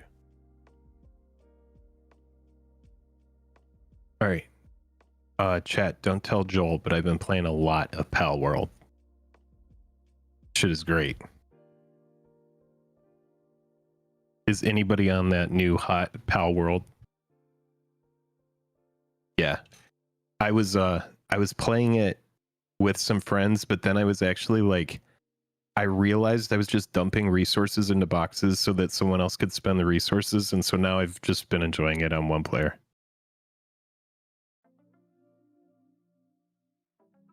Why is there so much controversy? What did I miss?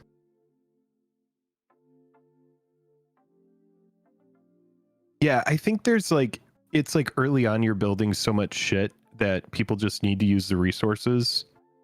And I'm sure it gets better later on. Yeah, well, you know what? Here's the thing is like Pokemon needs to figure their shit out because Pokemon has been remaking the same game over and over and over again for years. And so, like, if someone's going to come in and disrupt, that's like, this is the kind of Pokemon game I've been looking for forever. Not even like, it's like grounded. It's like grounded. It's like Pokemon. It's just, it's a resource game. So it's like, if you're into that. Dude, Pokemon has been like, I love Pokemon. Don't get me wrong. I love shinies. I love Pokemon. I love that game has a massive amount of nostalgia for me. I love it immensely. And they make the same fucking boring game over and over and over again. I always get bored of it. I always go, I think I'm going to do shiny hunting, or I think I'm going to play competitive or whatever. I just want an open world where I can run around and catch stuff. And I know that they've done that. I know that they've done it. But there's something about this that feels much more like open world to me, whereas like Pokemon, I've always felt kind of constrained.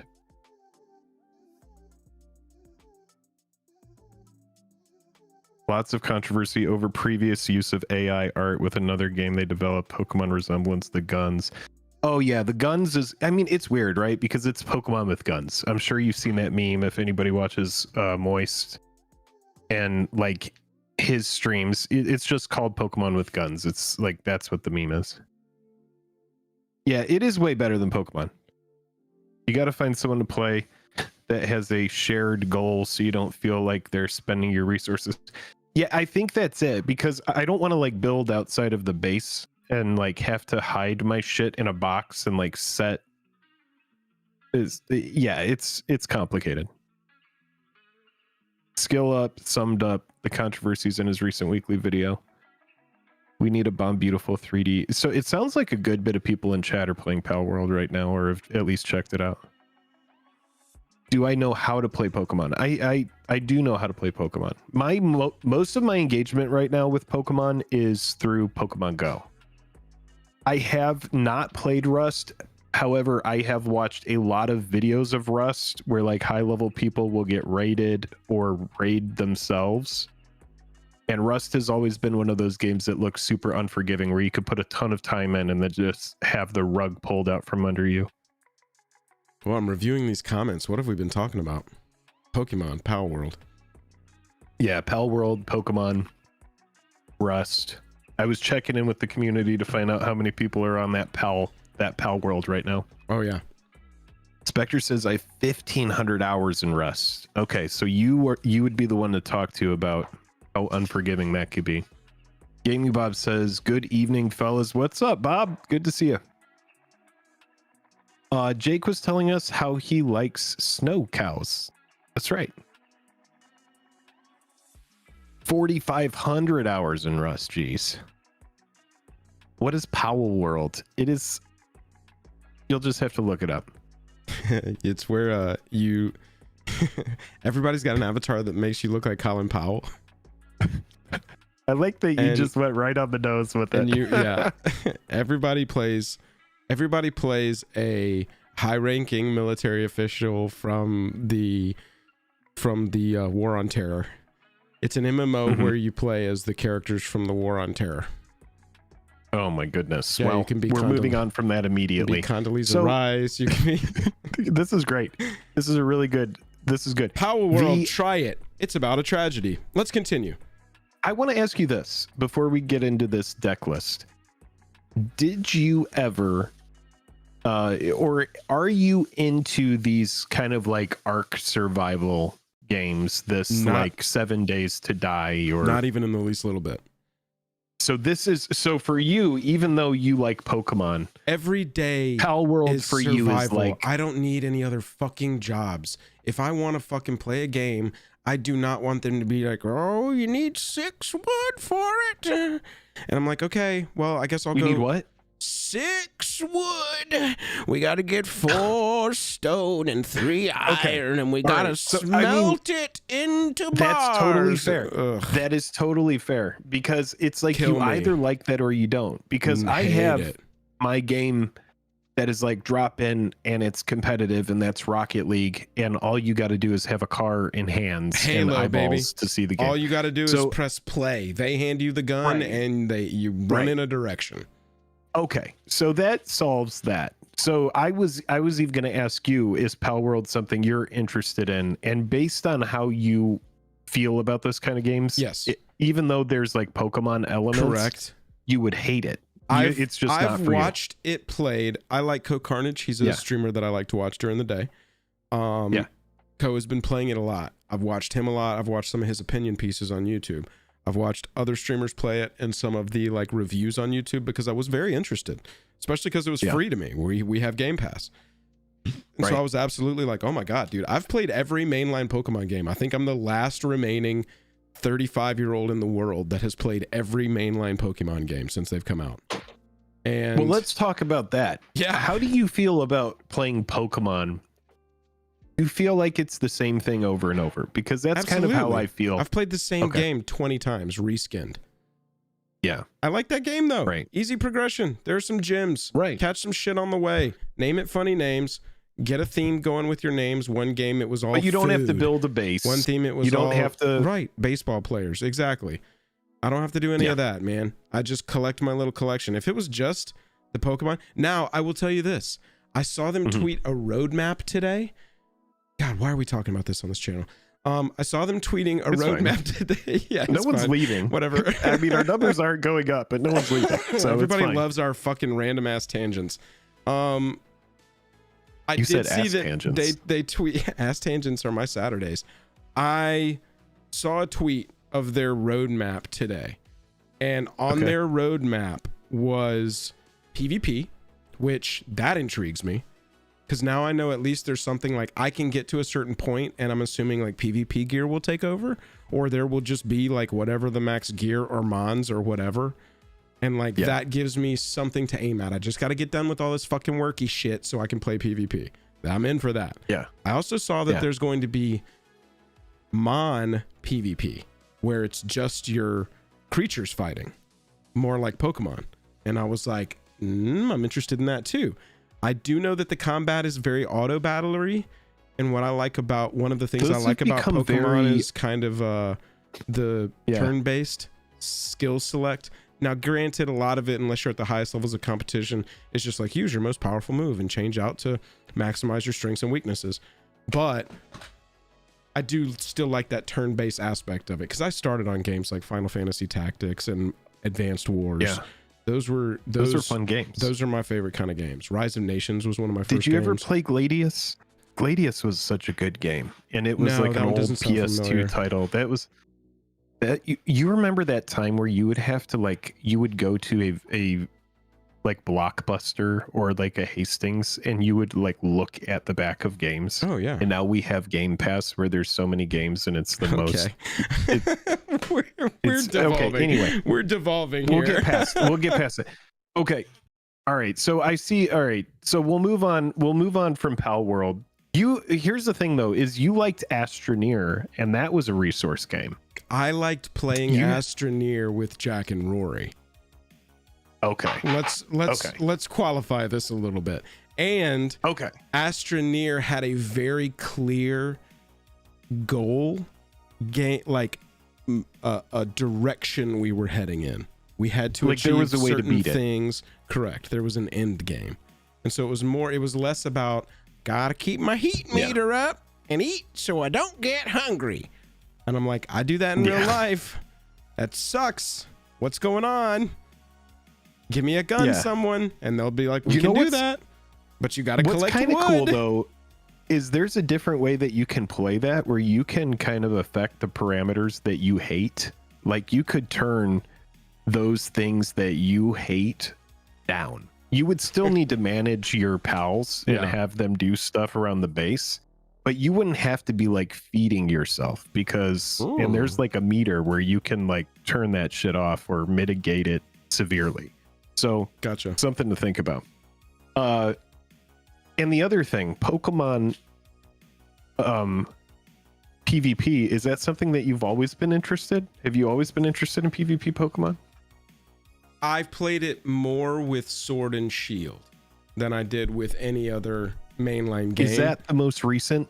That's the, well, Sword no, and Shield? that's the most recent one that I've played. When I said I've played every mainline one, I have not played this latest generation. Scarlet and Ruby, I believe is no, that's the same Scarlet thing. and Violet. Scarlet and Violet, thank you. I have not yet picked up one of those to play through. My daughter is due in June though, so I'm probably, last time I had a kid born, I played Temtem like holy shit. I played the absolute shit out of Temtem because I could just sit there on my Switch and play it. So I think a Mon game would be perfect for when my new Pokemon is born. Oh, well, that's gonna be an adorable moment. Let's talk about a couple pals. Thank you, TG. Yeah. Ren and Siri. No, BuzzFuzz, I haven't been. Y'all know I'm not very forward with my private life. Yeah, I've got a little girl, second child due in June. Big year. Getting fired. YouTube full time. Second kid. Baby. You know how it goes. Yeah. Let's look at this deck. God be with us. And also Ren and Siri. We have the whole deck here. Joel, actually, thank you so much because you put the deck into Mox Field. Didn't you? Yeah. I actually you put I had this this all in in. Moxfield before anybody did. What's up?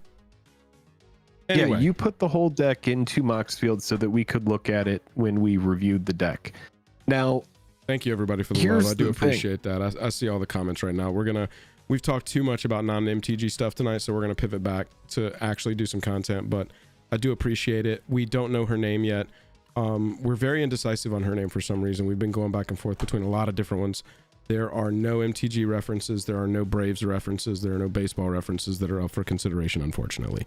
I fought really hard to name her Glavin, but I have been shot down at every single turn on that. So I will not have Maddox and Glavin as my kids. I tried.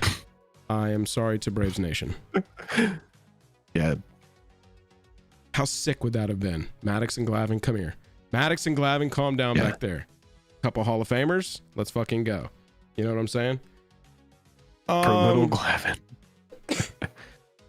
Wait, I want to get this super chat from Jank up here. Says, do we have a Stream Monarch yet? Well, we do now, Jank. Oh, hell. I totally missed it. Oh, hell. Wait, Jank was the Stream Monarch, and now I just saw we got another super chat from Zach G for $20. So Jank, who chatted more? Who chatted more? You gotta type in Jank just for a second, and then you gotta backspace and put in Zach G. Pinch hit hero. You're now. Hang on a second, Ronnie. Now we're talking.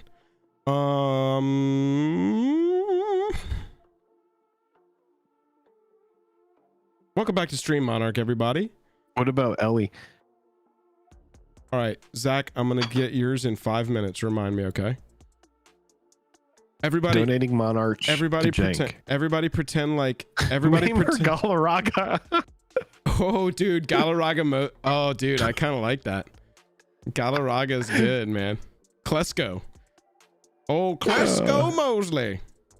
Everybody pretend like Jank is Monarch. If you do crowns in chat, only do crowns at Jank. Okay. For 5 minutes, we're gonna pretend like Jank is Monarch. Oh hell, our true one and only Stream Monarch Jank. Congratulations, crowns in chat. Thank you, Jank. Stream Monarch. Y'all, so a couple of you, about 48%, bought this deck. What we're going to do here is we're going to do a little community upgrade. I need to adjust some things. I don't have... This is going to be great.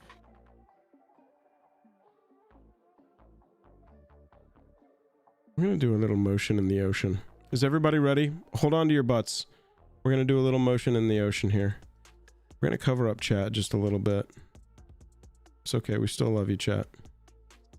Brian says, having kids is like playing against someone who's got infinite turns. When can I do my shit? Yeah, you ain't lying, bro. The answer is when they sleep. You don't sleep anymore. You gave that up. You don't sleep. And we're stopping it too. If you really want that me time, you just get it when they go to sleep. Yeah. I saw somebody online say this, and I love this. We're stopping at 2 kids because I don't want to play zone defense for the rest of my life. We're going to keep it man-to-man defense. Yep. And leave it zone at 2. Defense. Oh my God. That's hilarious. Yeah, dude. I heard that and I was like, oh my God, that's the perfect King of the hill. Oh my God. Yeah, dude. I don't want to play zone defense forever. We're just going to go 2 kids. We can both grab one to hold down and just roll with it. That's hilarious as shit. Chat. Typically when we do our upgrade videos, we've got them pre-planned and we've got a tight little edit on them. We're going to do a little community upgrade here. Chat, we need your help. If you're watching this after the fact, you could have been here with us live to upgrade this deck. We got 100 cards here. What we typically like to do is take 10 cards out and then suggest 5 cards that are under $10 and 5 cards that are over $10. So, looking at this, Jake, I suggest we start with cuts. Does that sound good to you? Yeah, I think we should start with cuts. I think we should look through, see if there's anything that obviously stands out, and then we'll go through and we're going to see what we would put in. Oh, wow. All hail Zach with the $20 super chat. All hail Zach G. New stream monarch. Wow. Thank you for that. Jank, we appreciate you. All hail the outgoing stream monarch. Wow. Thank you, Jank. Thank you, Zach. Can't believe that just happened.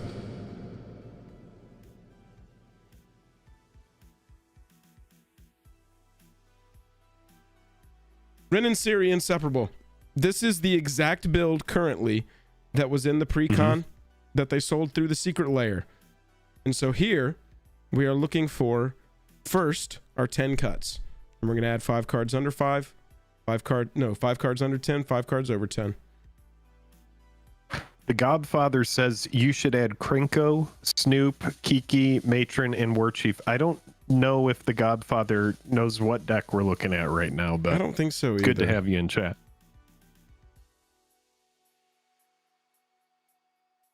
Oreskos Explorer can be good. This one feels fine to me. I like that it replaces itself. Will you do me a favor and just send me this link, and I'm actually going to look at it with you. That way I can kind of scroll around and mouse over cards while you do it. If you go to Moxfield and go to our decks, yep, you'll see Jajam Upgrade, Raining Cats and Dogs. White Mane Lion can save a thing in a flash. Oh, Gob was suggesting baby names, dude. Gob was not suggesting cards to add. Gob said you should add. That makes a lot more sense. No, Gob said you should add. I was just saying, maybe we name the kid Krinko. Finally get a good Krinko reprint. That's great. I like that one. White Mane Lion. These Changeling cards, I like that they included Changeling cards in here. So this is one... Chat, what do y'all think of this card? Bloodline Pretender. I always see people running this in Kindred decks, and I'm just like, I don't love this. It's a 3/3 that grows, and that's literally all it does. Enters the battlefield, choose a creature type. Whenever another creature of the chosen type enters the battlefield under your control, put a +1/+1 counter on it. Come on. Like, I get that it counts and it triggers our stuff, but there's got to be better cats and dogs. I literally have not looked at this to see, like, what the notable exclusions were from the secret layer list, you know? But this is probably a cut. It's just like a Tauren Mauler kind of thing. It's going to get bigger, but I mean, it's a triggers 2/2 for 3. It triggers both cat and dog. Yeah. So it's got upside because of that. But I mean, so what we do here, chat, I'm just going to move the cuts to the sideboard. These aren't final. We'll finalize everything, but I'm moving cuts to the sideboard of this deck. Y'all can actually, oh, this is unlisted currently here, chat. Y'all can see this. I didn't want to list this one until we had gotten it done. But that's the list right there, chat, if you want to follow along at home. Now, everybody's following along. Brimhouse, super good. Feline, super good. Fleetfoot. This is another one like White Mane Lion. I'm like, I like these effects. It gets something out of targeted removal. Green or white. Basically, it just like... Yeah, Zach, that's a good question. So we should be clear on what we're trying to do, because we are going to go through with tags and tag these. Whenever you cast a dog, create a 1/1 cat. Whenever you cast a cat, create a 1/1 dog.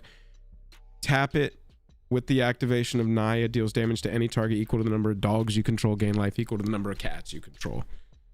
Right. Yeah, I mean, I'm pretty sure it's just... create as many as you can and activate this. Maybe copy the activation the ability. And so these become really good because we get extra ETBs off of stuff. And we can protect things from targeted removal. Jenny Faye is insane in this deck. If you would create one or more tokens, you can create that many 2/2 cats with haste or that many 3/1 dogs with Vigi. That's just fantastic. Other cats, Anthem, love it.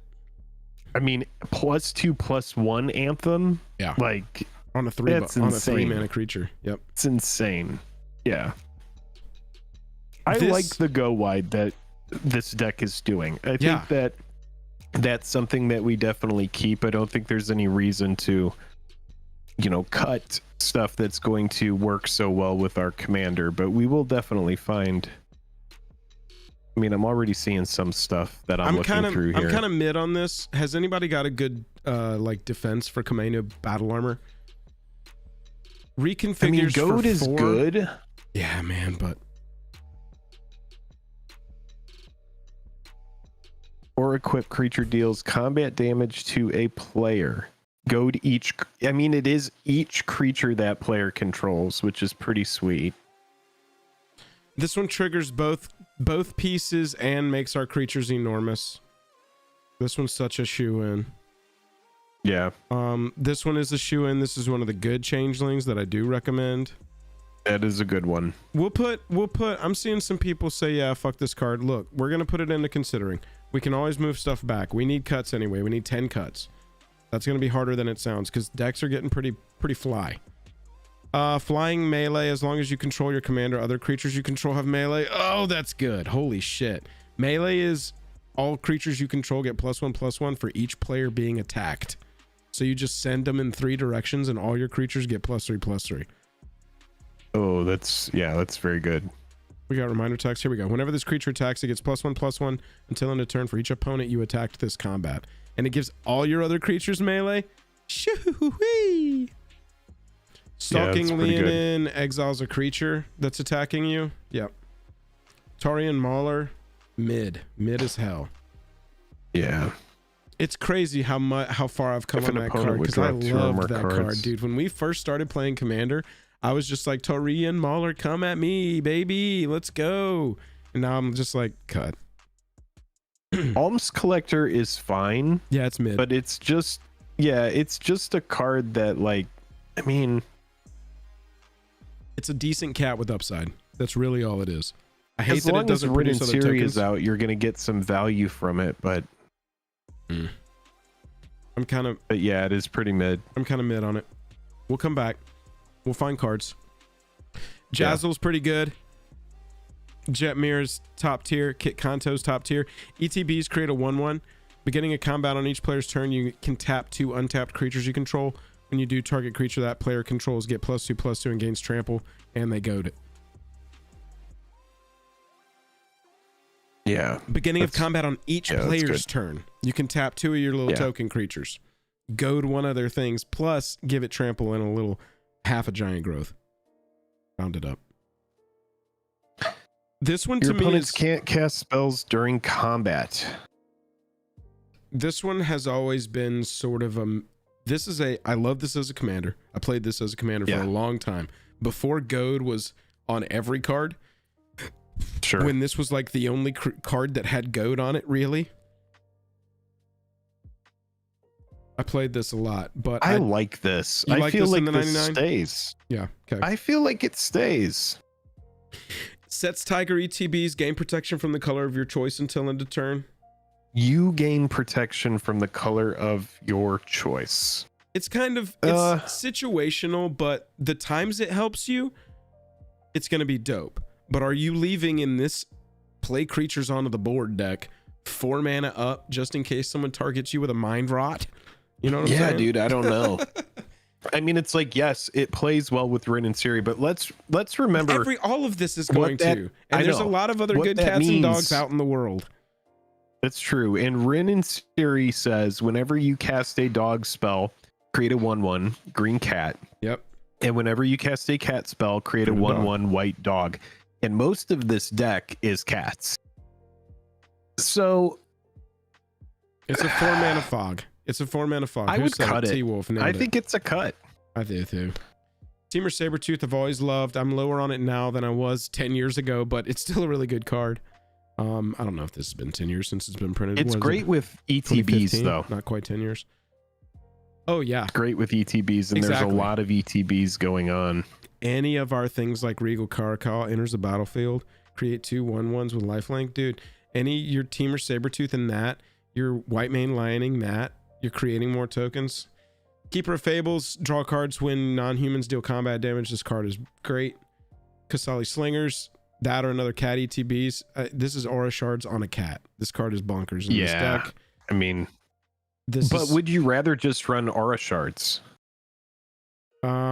No, not in a deck like this, because I mean, yeah, but I mean 3/5 reach is good. Right. For the extra 2 mana, you're getting a 3/5 reacher that plays with your Kindred. Spectre said, run both.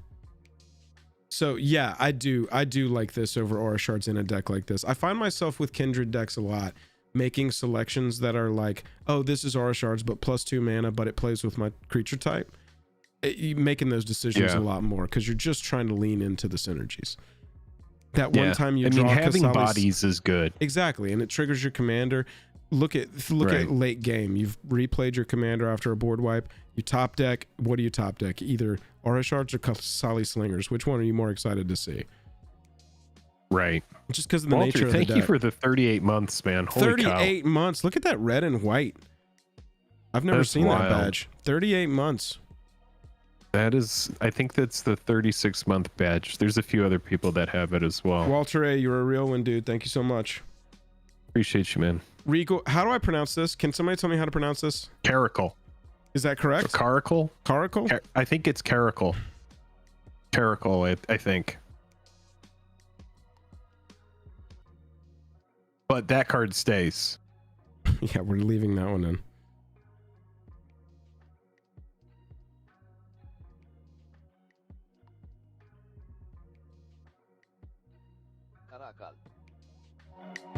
Hang on, we gotta turn the music down. You can't hear it, can you, Jake? Now we're back around. It's come full circle. No. All right, Chad, here we go. I think it's Caracal. Hang on. Caracal. Caracal. Caracal. Caracal. It kind of, they put a little emphasis on the R. Caracal. Caracal. Caracal. Caracal. Caracal. Caracal. Ryan with 37 months. Holy shit. Jakey Joel 2024. Jakey Joel.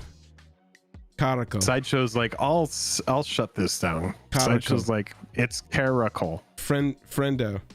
Caracal. Caracal. Yeah, Friendo's got it. Caracal. Yeah, we're gonna cut Caracal, right? No, I don't think we cut that. No. Greater Tanuki, 6 mana, 6/5 trample. And it has channel. It scales down to an early game basic land in a 3 mana deck. 3 color deck. Okay, so late we're paying 6 for 6/5. This is a cut. Yeah, dude. I slammed this. This is an easy cut. I slammed this and Jake goes, is that all? My turn? And it can get hit with a freaking disenchant. I'm over it. Get dude, that a shit out of here. disenchantable 6/5? Come on. Come on. Nakatl War Pride must be blocked by exactly one It's creature. hit by aura shards. Yeah, dude. Aura shardable 6/5s. Let's go.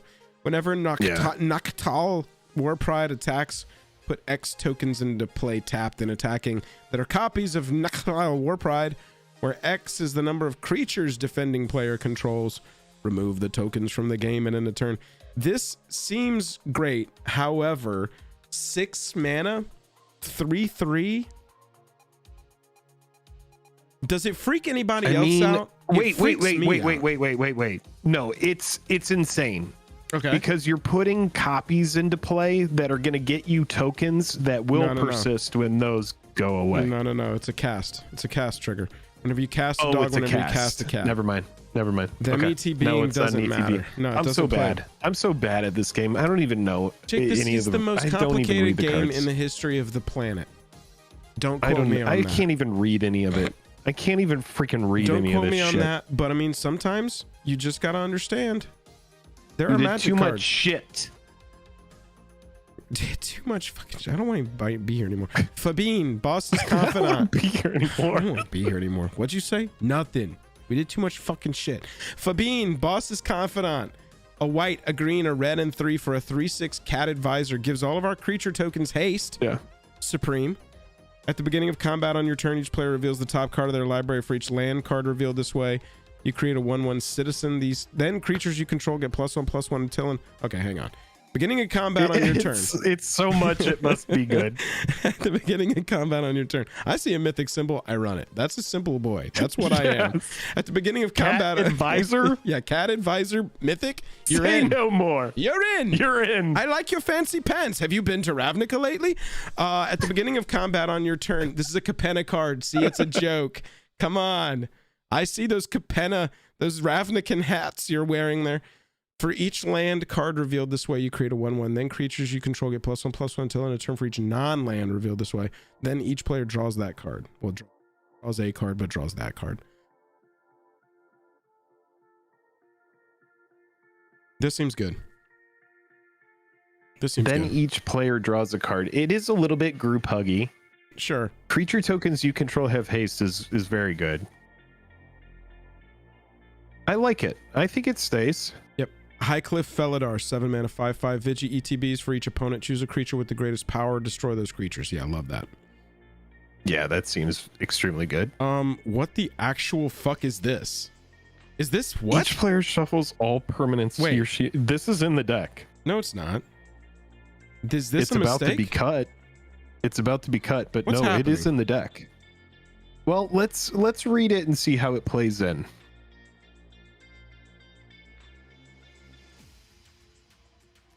I'm waiting on chat to tell me Yeah, what the fuck I don't is know. happening. This is actually in the deck. Wizards encouraged It this. is in the deck and should not be. It should not be in the. It should not be in the deck. Let's No, cut. I Let's mean, cut this. It's an interesting play in the deck. The idea is I get it. You're making a lot of tokens. I understand a good way to use Warp World, but like, what has been the fucking point of this? To get our cats from our library? This card is not. That card is not. I guess it's like because you're going to be trading out tokens and little middling cats for big threats, right? Yeah, but Maybe. they come onto the battlefield. We don't even get to cast them. We lose our entire army that we've worked so freaking hard to build and use that activation. Why would I want to do that? I get that it's cute. Bad Yeah. Christmas Spirit. That card is not what we're running. Destroy all creatures of power 3 or greater. Return all creature cards of power 2 or less from your graveyard to your hand. All right, hang on. Seems good. That's Hang pretty on. strong. Yeah. Yep. We just got to see.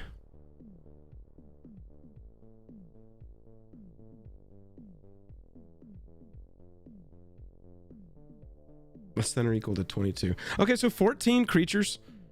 14 creatures in the current build with power less than or equal to 2.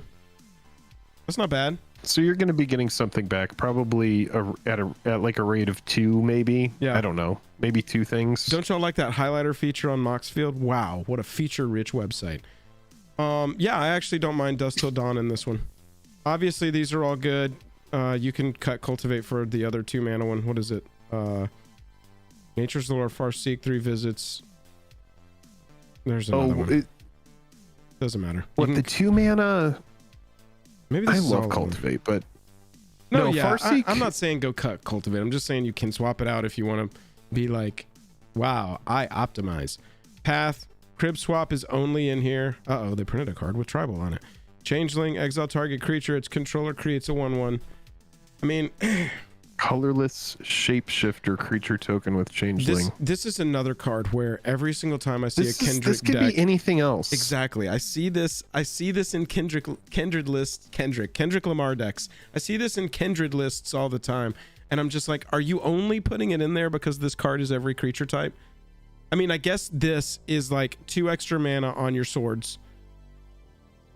Yeah. To have it trigger dog and cat. Yeah, I moved to combat. I get it. You get a trigger and you get a dog and a cat. I get it. It's cute as fuck. Let's just run swords.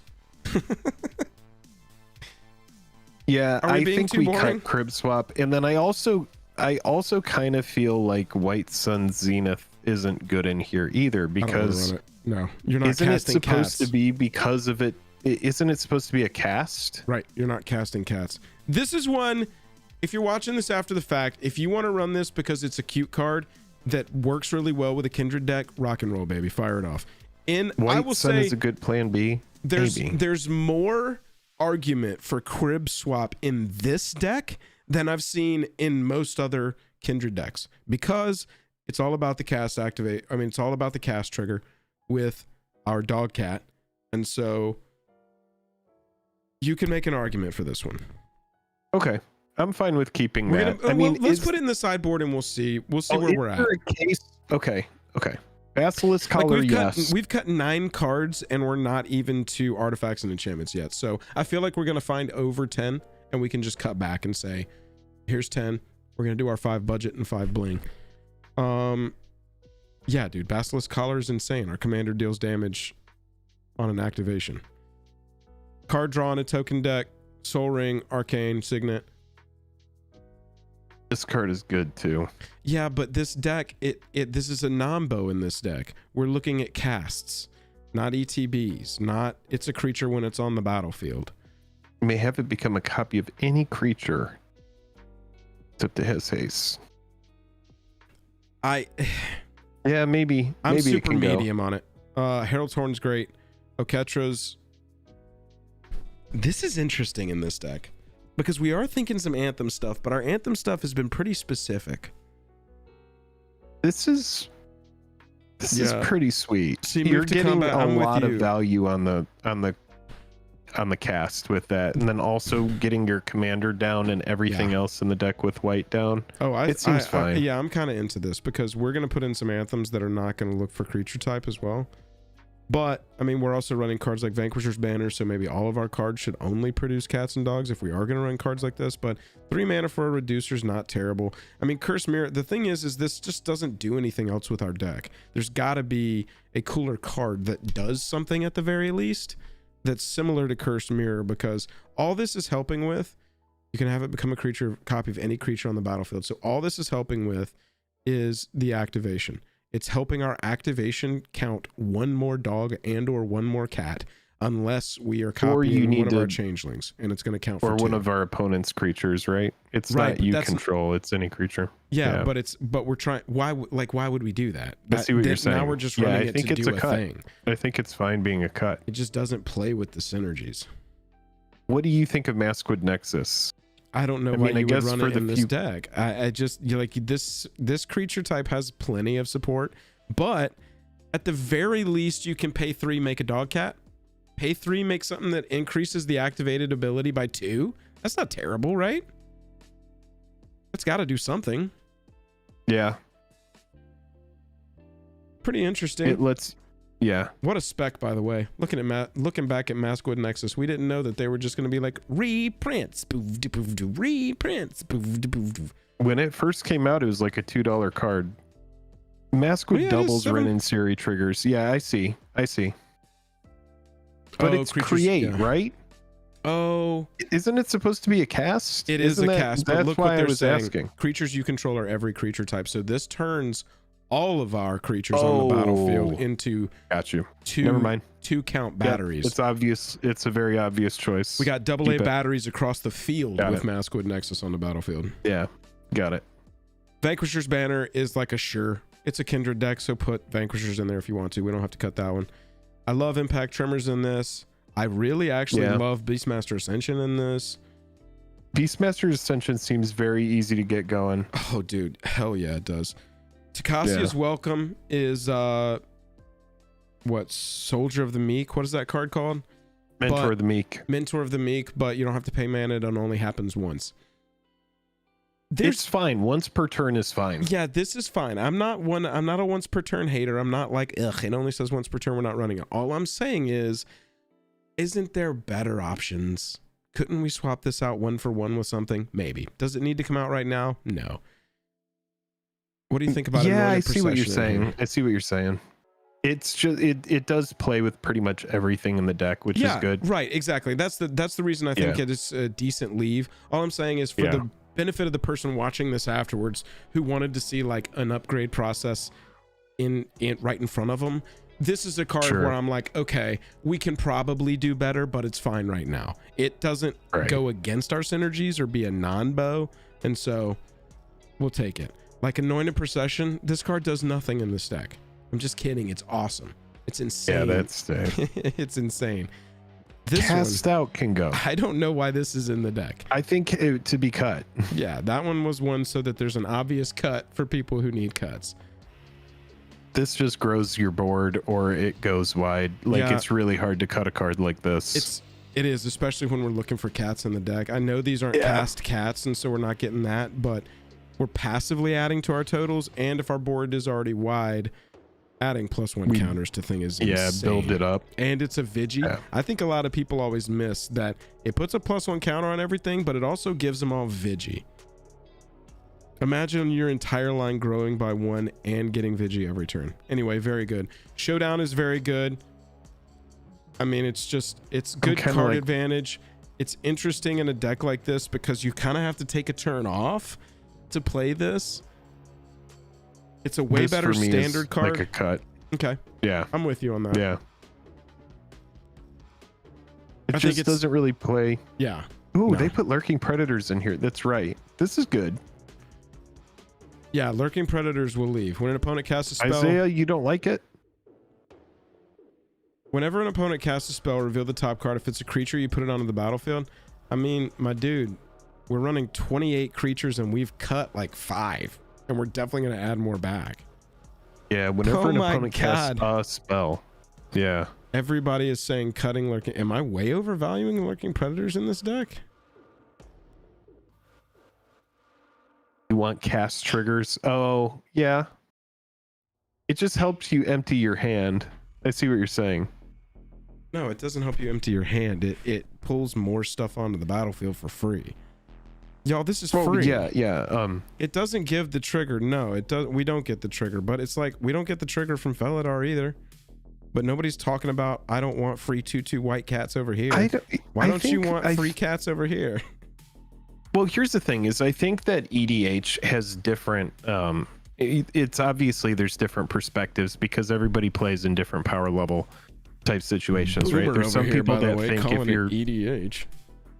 Yeah, there's some people that think that if you're casting something for 6, that should be something that's like ending the game, which is where you get like the comments like 6 mana, take a turn off, versus, you know, these pods that are heavily policed. And if you can resolve something like this, it could be the kind of thing that just grows out of control. And so, you know, for more battle cruiser type formats or more casual decks, I think cards like this really shine. So I tend to be in the camp that we keep this card. Yep. Fixer said if we were in Dragons, Lurking would be good. Yeah, you're getting better return on your mana there. That's true. That's a very good point. Spectre said rather play Elven Chorus. If you're not familiar, let's look at Elven Chorus real fast. It's a new card from Lord of the Rings. You can look at the top card. You can cast creatures from the top, and all your creatures can add mana. So, yeah, I spec this card and bought like, you know, I think 8 copies of it. Chat and people watching after, more to people watching after. That conversation was for your benefit. You get to decide. We're not going to cut Lurking Predators because it's a nice $10 rare in this deck. But you've seen chat's opinion. You've heard our opinions on this. I'm of the mind is good too. Lean it in. Yeah. Lean it in right now. I'm not seeing off the rip any, like, I don't love the 2 or more basic lands, but how much shit in here enters tapped? Can we look at that? Is there a way to...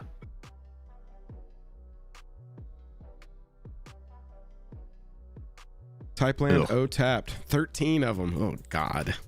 All right, so I think those can be some cuts. Yeah, but we're not, I mean, we're not going to sit here and fix the land base for this. We're trying to look at the like hitter cards, you know. But well, that's for relevant. For the sake of this, make sure that you cut some lands that enter the battlefield tapped. Yeah, replace them with things like you know. And look, these aren't all created the same. Doesn't necessarily like Game Trail is very different from like Jetmir's Garden. Okay, you keep Jetmir's Garden. Please keep Jetmir's Garden in this deck. Game Trail, I'm kind of medium on it. Same Fortified Village. All of these, look, just when you go to upgrade the land base, because the land base needs to be upgraded in every freaking precon. It does. Just look at the ones that say enters tapped first, and look at the ones that say enters tapped and there's like no getting around it, like Scattered Groves. I'd probably replace this. It's always going to enter tap. It's searchable. I get it. It's cyclable. I get it. Just look for cards that don't come into play tapped, preferably. I would cut like that kind of stuff and bring in like the most obvious thing for fixing a mana base. Add in some fetch lands in the colors. Add in some shock lands in the colors. The filter lands are better in this deck than any of these that you're seeing highlighted here. That's true. Filter lands are great as well, and they're cheap. You know, even the pain lands, that kind of stuff is good. Yeah. So there's definitely ways to improve the mana base, but 100%. Yeah, for the sake of the video, so we're not going in here and cutting and bringing in a bunch of different lands. Maybe we do make like a video one day where we just talk about an EDH mana base, but I'm sure there is tons of that content out there already. Well, we can make our own. We've got 11 here. We only need 10. That's how we play this game. 10 cuts, 5 budget ads, 5 bling ads. Is this everything? We've looked through the entire deck and these are Yep. This is where we're at. Of these, I have chat. What do y'all want to put back in? Let's just put the crib swap back in. Yeah, I was leaning towards either crib swap or alms collector. Yeah, let's just put the crib swap back in. It works with our. Yeah, it's an exile that creates us a dog and a cat. Yeah. Okay, so there's our 10 cuts. Chat. This link is active if you're watching this after the fact, or if you're watching now. This link is alive. This deck will be updated as we update it. So the cuts for this precon, in our opinion, are in the sideboard. So we have got. Did we put? Oh, sorry. We can put one more back in. I put this into considering and. I mean, we can cut. What is the negative of having 11 things to cut? I mean, it just throws off the. There's no negative. It's just we've never. Typically, we can have 11. We can do 11. Yeah, let's just cut these 11. I don't think there's a world where I want to put that battle armor back in there. No, but maybe like alms collector. But yeah, we can cut it. We can make it 11. Okay. 11. A good luck. That's a good luck number. What is the So I guess a good place to start, y'all. Look, when I'm deck building, I look at EDH Rex. You might as well just look. You're not bound to their choices, but typically EDH Rex is going to give you like 10 cards. I do agree with Shared Animosity. Shared Animosity will make its way into the deck. I don't think there's a world where we don't play that here. So looking at our recommendations on EDH Rec, notable these. Okay, so it's only suggesting to us cards that are not already in the deck. Yeah. Moxfield is fantastic, where when you go in here and you look at EDH Rec, you can go back to the deck list here. Let me show you how I got here. I mean, we obviously want like Coat of Arms as well, right? Potentially. Right under the Coat search of Arms bar seems very strong. On the deck building website, y'all, if you click on EDH Recs, it'll pull those up from the website, and it won't include cards that are already in your deck. So pretty cool. I mean, Leonin War Leader, when it attacks, create 2 white creature tokens with lifelink that are tapped and attacking. That seems like something that should probably be in there. Yep. Yeah. Kutzil is a cat warrior from Ixalan. Your opponents can't cast spells during your turn. Ooh. It's already pretty good. Yeah. Whenever one or more creatures you control, each with power greater than its base power, deal combat damage to a player, draw a card. There's a lot of Anthem. There is that one cat that gives stuff +2/+1. Yep, and the Caracal gives everything +1/+1. There's a couple others in there. The Vanquisher's Banner gives everything +1/+1. Yeah, I think that's probably an ad. That's is there an pretty easy good, way and to it works. cheese this, y'all? To cheese getting power and... It's just like any anthem, right? Just anthems. I mean, some anthems are... I mean, look at that. Gets +1/+1 for each other cat you control. We did... We probably run Kahira the Orphan Guard in this, right? It is a cat, and it gives all our cats +1/+1 in Vigi. Yes. Kahira seems very good. Okay, so that's 1, 2... So this is a $7 card that might get included. We've put 3 back in. Miri is like ultimate. When it attacks, each opponent can't block with more than 1 creature. What? Yeah. On our line? Are you serious? Holy shit. Yeah. It's very good.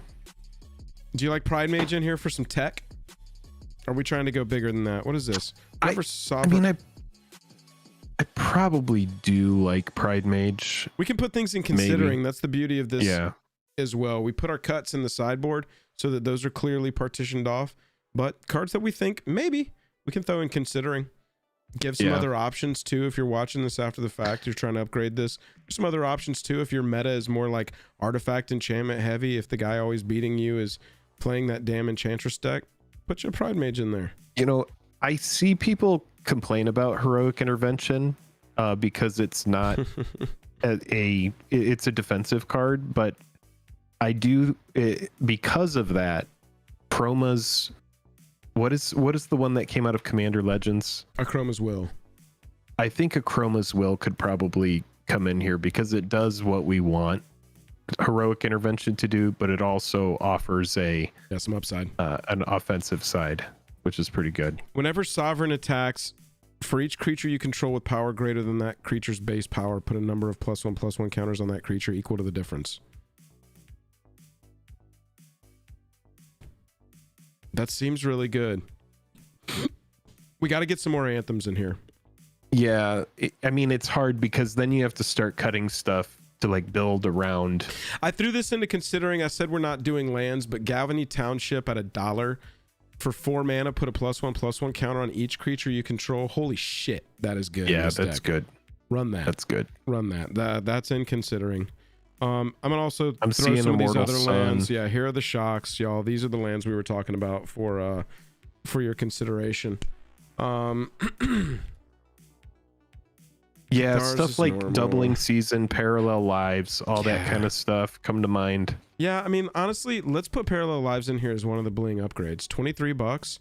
If an effect would put one or more tokens onto the battlefield, it puts twice those. That's so good in this. I would do that, and then we're not getting around to doubling season value. Yeah, exactly. Which is going to be like a $60 or $80 card. Oh, look at these 2 or more other lands, y'all. Oh shit! Yeah, we do want Roaming Throne. That can be the one of the bling upgrades. Absolutely, it's right up there. $20. Boom. Yeah, we should do Roaming Throne. All right, so let's see where we're at so far. What have we added? Let's make sure, because what we can do here is change the tags. And we can do, this is a budget upgrade. Yeah. As is this. Oh, we can just add the tag to it there. And so now look, when we go to enable tags, we've got our different. Oh, there we go. We've got our different piles here. So are those the only 2 things that we've added? No. For sure. No, okay. not so far. Like Miri is $2.35, so we can drag this. Oh, I just did the wrong thing there. We can drag this up to our pile up here, and now it's one of our budget upgrades. Oh, there we go. Roaming Throne. Need a new category for that. Change the tags here. We're gonna go to bling upgrades. That is all of the kitties and doggies that we added. Then we added Parallel Lives. It's a bling upgrade. Oh yeah, that's a definite bling upgrade. Perfect. So we got 5 cards left to do. Yep, we've added 5 in. 2 bling upgrades and 3 budget upgrades. So 2 more budget, 3 more bling, or some combination therein. Ooh, Mets WC is saying doubling season is down to 30-ish. If that's true, Really? anime doubling season is $40 now. That's pretty crazy. Spectre is saying deck is mana hungry. I What do you think mean? Rolling Throne is better in this deck because your commander making the tokens, it doubles the triggers and gives. Yeah, I mean, it's just insane. Yeah, it might be time to pick up the doubling season. Would you want to add doubling season to this? Yeah, I mean, sure. Yeah, let's look at the Rex here based on what we've got. Yeah, Roaming Throne's insanity. No Kutzel unless you add maybe 2 more. I do want to add some more anthems because we're kind of thinking of going wide here, and that might be another place we can upgrade, is cut out some of this other stuff for things that create tokens and go even wider.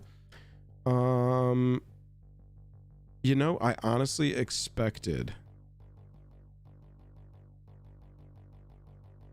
it to be higher. I mean, camaraderie is higher than doubling season. Is that just based on how expensive it is? I mean, Odra Tack, if 1 or more tokens, creature tokens would be created, 3 times that many are created. Yeah, like shit like that seems. Here's a Chroma's Will, 14. That's a bling upgrade.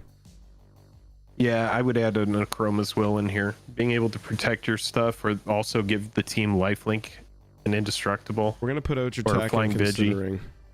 Yeah, it's just such an insane card. Wow, doubling season is sub 40. That's pretty wild. We're gonna put Love in to see it. considering. We might go back to that. Yeah. Chad, do we like Mondrak. this? Do we like this? Or are we just going? Should we just go? Our entire board is getting pumped. 2 mana for creature token pump. Oh my god, Idol of Oblivion in this deck is stupid, y'all. Yeah. Also, I mean, I do agree with Immortal Sun as well. And we talked about Aura Shards. There's a lot of stuff that could come in here. Whenever another cat Moro. attacks, you pay 3 if you do Or against Arabo. trample and plus X until end of turn, where X is its power. I mean, And at the beginning of combat on your turn, it gives another cat you control +3/+3. I think it would be crazy to not put that in there. Let's see where we're at. Let's drag It's just some of so these much. places. I Oh, mean, yeah. because It's then a you get deep- into it's a like deep travel, cutting man. Spirited Companion. You know, it's like you don't That's- really need stuff like That's Spirited what I'm Companion. saying. The true full upgrade of this deck, outside of the 10 or 11 swap to just instantly power it up, is really refining what your cats are doing, what your dogs are doing. I want to go for cats and dogs that also create creature tokens so that my board is even wider, you know? I want to create a bunch of stuff that's synergistic with like Miri, where I'm going to Right. make 1 super dog or cat that's got every keyword. It's a 20/20, you know. It's Right. which direction do you want to take this at a certain point? Right. Yeah. What else? So we added this. Because then, yeah, you probably do get into cutting stuff like Teamer Sabretooth and Crib Swap and all of these, like, kind of like, Right. yeah. Alms Collector. Oh, we did cut Alms Collector. Mm-hmm. Monument. Yeah, Mirari's Wake is good too. Oh, lands at 38. And that's in our sideboard here. Yeah, Zach was talking about card draw, and honestly, I don't think there is a lot of card draw No. in here. No. Draw cards. We're gonna make it cards and only run cards that draw us multiple cards, and we'll sort of EA track and see what we get. Like Harmonize. Oh, we do have Skull Clamp in here, right? Skull Clamp and Return are 2. Rishkar's good. I would run Rishkar's over Harmonize. Wait, is Skull Clamp already in the deck? Yes, sir. Came in the deck. Oh, it is. Yeah. Okay. So there is some card draw there. That's good. Yeah, honestly, I think it's like Rishkar's, because it doubles. I mean, it just gives us extra value. Greater Good is not going to work in this deck. We just don't have huge power creatures to really pay that off. Then discard 3 cards. Yeah. No, yeah, it's got to be like a huge power. Yeah, I mean, Seize the Spoils. We can look at Big Score, any of the Unexpected Windfall. Yeah, Big Score is fine. Cards I like like that it's instant speed. A little bit of a ramp.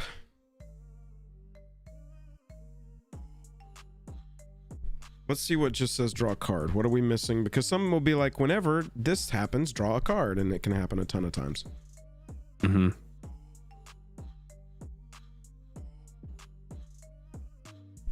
Garrick's Uprising. I don't think we have enough creatures with power 4 or greater. I mean, Great Hinge.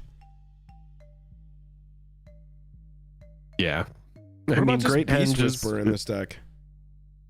Yeah, I mean, Beast Whisperer is pretty good. I think that's probably a good spot to go. Ooh, Toski. Now, hang on a second. Whenever a creature you control deals combat damage to a player, draw a card.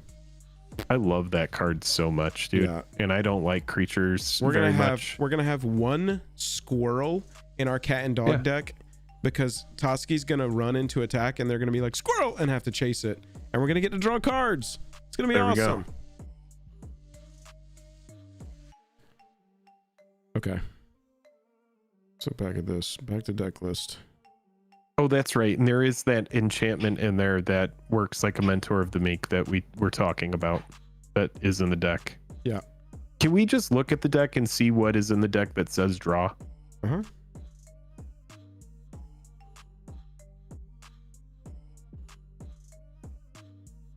Two of our budget upgrades. Skull Clamp, Vanquisher's Banner. Whenever you cast a spell of the chosen type, draw a card. Yep. Spirited Companion, ETBs draws.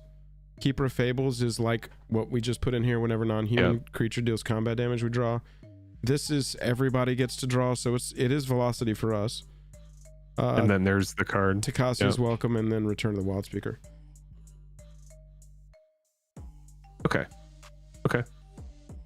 It's not Yep, bad. it's a 10 cards that say draw. It's not terrible. No, that's fine. Oh, That's fine. Holy Zachary. This one, dude. Look at this. Whenever another creature enters the battlefield under your control, scry 1. If this is the second time this is resolved, draw a card. Oh yeah, that's great. So like, That's you very play a creature. Every creature you play is draw a card, basically, with your commander out, that's because you're nutty. going to have a creature calling. All right. I love that in our budget upgrades we put 3 draw spells. I ain't never going to complain about that. Okay, so wait. Where's my math going wrong, chat? Am I screwing something up? No, this is all in considering. So we've cut 11 cards. We have 99 cards in the deck currently, but we've only added back in 8 cards. I've definitely missed. What did we put in here that I don't have categorized correctly? What am I missing? Oh. Yeah, it's only draw on the second trigger. I added lands? I don't think I added lands, did I? Oh, you added that. Or no, you didn't. No, I put that in considering. Yeah. Oh, Chroma's Will. This is one for sure. This is a Yep, that's bling what it upgrade. is. Yep. Got it. Sovereign. Cool.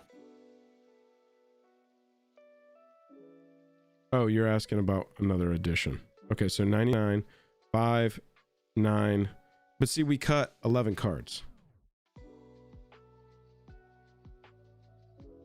Oh, you still need to add a card. I do still need to add a card, but that'll only bring us up to 10 upgraded cards. Craterhoof is not a cat. Leonin? Oh, yes. Thank you. Yep. budget. Okay, so our extra We need card one more went to bling. a budget upgrade, but yeah, we need one more bling upgrade here. So I mean, Mondrak, right? Mondrak, Or what about Immortal Sun? Immortal Sun. Yeah. Seems pretty generic, right? Let me look at it again. Players can't activate planeswalkers. Beginning of your draw step, draw additional cards. Spells you cost, cast one less. Creatures you control get +1/+1. I mean, yeah, it's just generically good. We don't have It's just anything generically good. in anything into like particularly pimp it out or Yeah, it's just generically good. Does Yeah. that fall under a bling upgrade? It's fine. Yeah, I mean, it definitely falls into the category for sure. Yeah. It gives us a $10 plus one. Let me look at some of these. What top about recs. Odgertak? Heroic is 10. Yeah, Odgertak, we've got that in considering. I think that's a strong consideration. And Mondrak? Mondrak is a consideration for sure. Huge. We can go back and just look at all the considerations together and make our final choice here. We're looking for bling upgrades. I mean, like Teferi's. Yeah. The bling season. I mean, is that's already in always a good considering. card. I've seen a lot of people talk about that card where it's just like, yeah, I just play it because why wouldn't I? Oh, dude. You know? Yes, this is it. Brand new card. This is so exactly what we want. Creatures you control get +1/+1, and whenever a creature ETBs, it deals a damage to each opponent. Yeah, that's good. It's not I a also bling love Coat of upgrade, Arms. but damn. Wait, you know what we didn't put in here? Is Shared Animosity. Shared Animosity should be in this deck. Probably so. Rhythm of the Wild is really good in this deck too. Yeah. We have to put in. Oh, and Blasphemous should be in here. There's a lot of shit that needs to be in here. Yeah, I mean, that's the thing. You can't leave home with everything. We'll add it to considering for sure. I did see it as well. Yeah.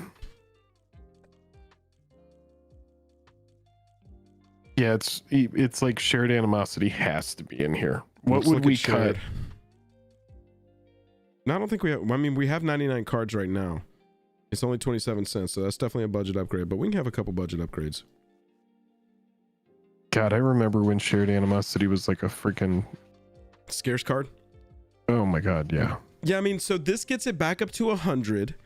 We've gone about $100 more on the value to my memory. This deck was like a 220 deck, if I remember it off the top of my head. Mm-hmm. $337 now, but the power that we've added between Parallel Lives and Roaming Throne, 3 cards that are going to draw you cards, 2 creatures that are going to pump and or add more creatures to the battlefield, an enchantment that's going to pump, and a Miri that's going to make your attacks unbelievably in your favor. Yeah. Plus a win con. We're just going to call Roaming Throne a win con. And then Roaming Throne is so stupid. It just goes in pretty much everything. It's pretty much crazy. everywhere it's going to be Roaming Throne. Pretty much everywhere it's gonna be a Roaming Throne. Sovereign Okenek Oahu. Sovereign, Yeah. did I spell that right? Sovereign Okenek Oahu. Oh yeah, we looked at this. Ward 2, 3, 4 for 4. When it attacks, for each creature you control, power greater than. Okay, so yeah, this is another way to build it. Honestly, Sovereign should be in the consideration because, again, the further upgrade of this is what are you doing? Are you going all in on tokens and anthems? If so, run Sovereign 100%. 100%. Are you going all in on, I don't know, again, just like equipping one big thing? Just seems like you want to try and go as wide as you can. Use the activated ability when and where you want if you can. But go crazy with your tokens, go nuts so wide, and try and anthem them up. We've got the cards that we cut in the sideboard. We've got the cards that we have added, tagged. If you go to this deck after the fact, we're going to make this listed now. Boom, it is not unlisted anymore. You click here, disable tags. This is probably how it'll come when you just go to the website. But if you click right here and enable tags, you'll be able to see our bling upgrades and our budget upgrades and the stuff we cut in sideboard, along with 14 cards that are kind of they're representative of some other stuff that you could do. and or Yeah, like it's hard to not even put in more- War Leader's Call as well. That card is amazing. Exactly. Like I love what's going on with that in this deck. Yeah, so Last if we were gonna, Act, same kind of thing. you know, further refine this, we would probably end up adding more anthems like War Leader's Call, stapled to Raid Bombardment. Yeah, D-Hammer it or, is. Goblin Bombardment. No, what is it Yeah, called? and then you have stuff like, Impact Tremors. and then you have stuff like Doubling Season, Mondrak, Ojutak. Expensive, Coat of Arms. expensive. I mean, you know, these are more further bling upgrades that you can make, really. And then the land base. Yeah. Look for your shocks. Look for your checks. Look for this. Get this thing. Get this thing. This thing is Gavany good. Township. Yeah. Old Innistrad card. Yeah. That card is good in this deck. I will say I like that card in this deck. Let's look at it real fast. We don't keep this hand, do we? That's yeah, we're gonna send that Let's back. see what this looks like. Okay, they can't see us. I have an idea. We go to top corners. Will this work? Yeah, this will work beautifully. Look at that. How cool we are, chat. All right, so this hand is not going to work. We're not keeping this, right? No. No. We're going to shuffle it up and send it back. Oof. Probs not.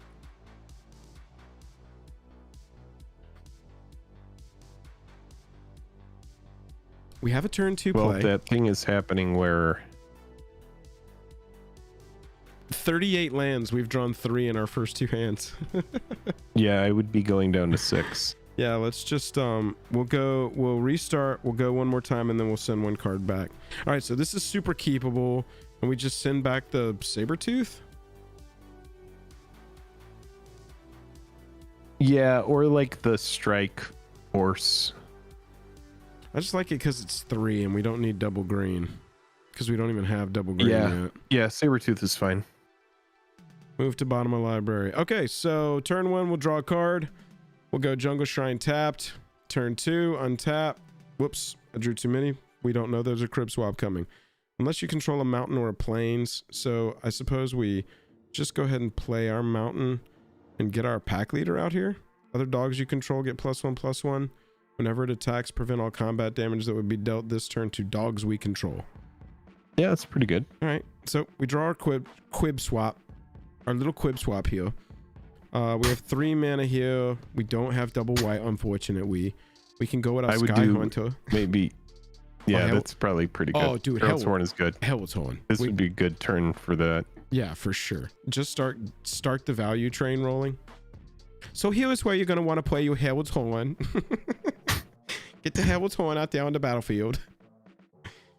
We're gonna choose. What are we gonna choose? Dog or cat? Probably cat. We have way more cats in this deck. Yeah, I would go cat. Creature Always spells gonna be cast 1 cat. less. Always going to be cat. Beginning of your upkeep, look at the top card. If it's a creature card of the chosen type, you can reveal it and put it into your hand. Okay, so, and then we're gonna swing at Jake with Pack Leader and piss him off and Yep. be like, "I'm telling you, we got to kill Joel first." And then we untap, draw a card.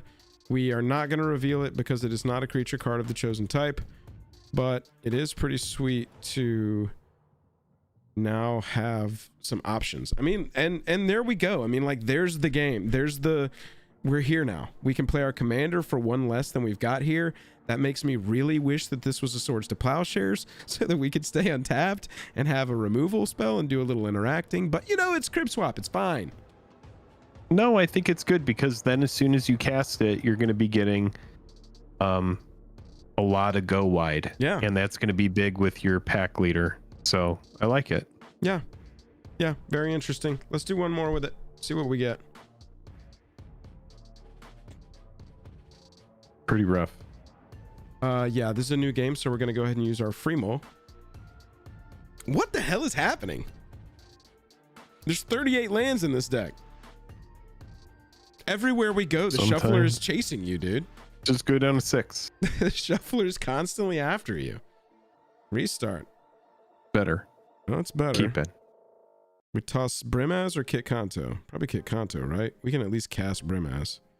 Yeah, this goes to Yeah, I mean, when you get to red, you're going to want the shared animosity. That ends up being like a win con in this deck. Right. Yeah, and I can deal with 1 red pip. We'll get there. Yeah. Okay, so we'll draw for turn. I did like the idea of D Hammer said Skull Clamp Keep on the previous hand. Yeah, Oh, maybe. getting ballsy with it. We don't have a turn 1, so we're just gonna go ahead and Sun Petal Grove in. Turn 2, draw a card. It's a Realm Walker. We are the green player that does not ramp. There's also obvious stuff like Smothering Tithe and stuff like Esper Sentinel that are just, you know, format staples that can come into the deck. This is what we're talking about. Enters the battlefield tap. This is kind of a bummer here, because now what we need to do is play this Sheltered Thicket tapped, so that next turn we're lined up to play Ren and Siri. Yeah, because otherwise we have to just roll the dice. Hey, it was an untapped land, but it was not a red, so it would not have mattered. And that's why we just play the Sheltered Thicket tapped, unfortunately, and there's nothing else we do that turn. Would have loved for this to be a shock land so that we can play Takacia's Welcome on this turn, get this value trainer rolling. Yeah, that seems pretty obvious. You want to go online with that on turn 3. If this is a shock land, this is such a better board state to go into turn 4 with than tapped, untapped, and this in your hand. Rough. All right, so we go to this turn. We draw the force we knew was coming. We go Ren and Siri probably, just to try and hope that everybody's going to take pity on us and not just be like kill on sight commander. Untap, draw, Keeper of Fables. That's not a bad turn 5 right there, because here we're going to play, let's see, we've got 5. We don't have a 2-mana thing. We need more 2-mana things. So it's like not time to play this. This is not a terrible play right now. Whenever it attacks, put a 1/1. Whenever it attacks, put a 1/1 cat onto the battlefield attacking. Whenever it blocks, put a 1/1 onto the battlefield. But I think, honestly, we just want to play Keeper of Fables. We're going to pretend here that there's an opponent who's tapped out and no blockers. And so we're going to play Keeper of Fables. That's going to create... we played a cat, so we get a dog. Mm-hmm. Woof. And then we're going to attack with Ren and Siri. It's going to connect. We get to draw a card. Yeah. I like it. Yeah. I like what's going on. Draw a card. Oh, that's a really nice draw there. Unfortunately, we have to tap out and we can't really do anything else that turn. Even more potential here. This is why I like a 2. On 5, you can play a 2 and a 3, and we can really start the train rolling. Because now with Realm Walker on the battlefield, number 1, we triggered Dog.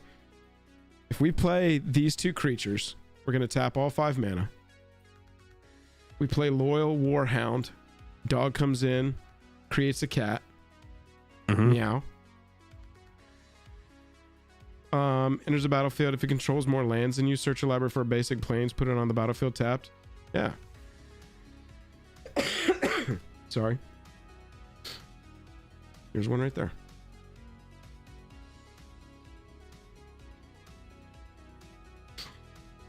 Perfect. So that's here. We got the planes. That comes onto the battlefield tapped. We're just assuming that someone outramped us.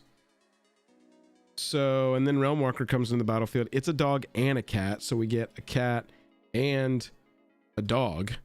Yeah, see, I just wanted to like fully represent what this deck can do with some low CMC dogs and cats. Because this board state in one turn went from Ren and Siri and Keeper of Fables, we're not really feeling great, to, oh my goodness, Bark and Meow. Yeah. I think there might be something here. Pretty cool. Yeah, pretty sweet little deck. That's what we would do for the upgrade on this. Obviously, if you're watching this after the fact, let us know in the comments what you would do. The link is down in the description. Laney says, when does Joel get to rest? Never. Chat. My voice is fucking shot. I'm done. Yeah, dude. I know it's late over there too. We thought maybe we would get to some draft, but we're gonna call it there. Not starting a draft. We talked for a while about cats and dogs. Yeah. And then we pivoted for a little while and we talked about get some Karlov chat. Got a little Capenna in there. And then we came back and we upgraded the cats and dogs deck. So this stream, if you're watching it in the future, gonna get some chapters in there. It's not gonna matter because that's said hours into the stream. No one's gonna hear that. So yeah, we appreciate all of you hanging out. This has been a fun time. Everybody have a wonderful rest of your Wednesday night. New video tomorrow morning. Go like it. Go comment on it. Hey, I heard you talk about this live. It helps the algo. Our boss is Mr. Al G Rhythm, and we need your help to beat him. Yeah, we gotta satiate the algorithm. Please help us satisfy Al. Al is going to take our souls. Yes, that's right. If we're lucky. Chat, we're gonna turn up the music to vibe it out for the rest of the night. Love you all, mean it. Hope you have a good rest of your week. Bye. That song ended. Perfect timing. Perfect timing.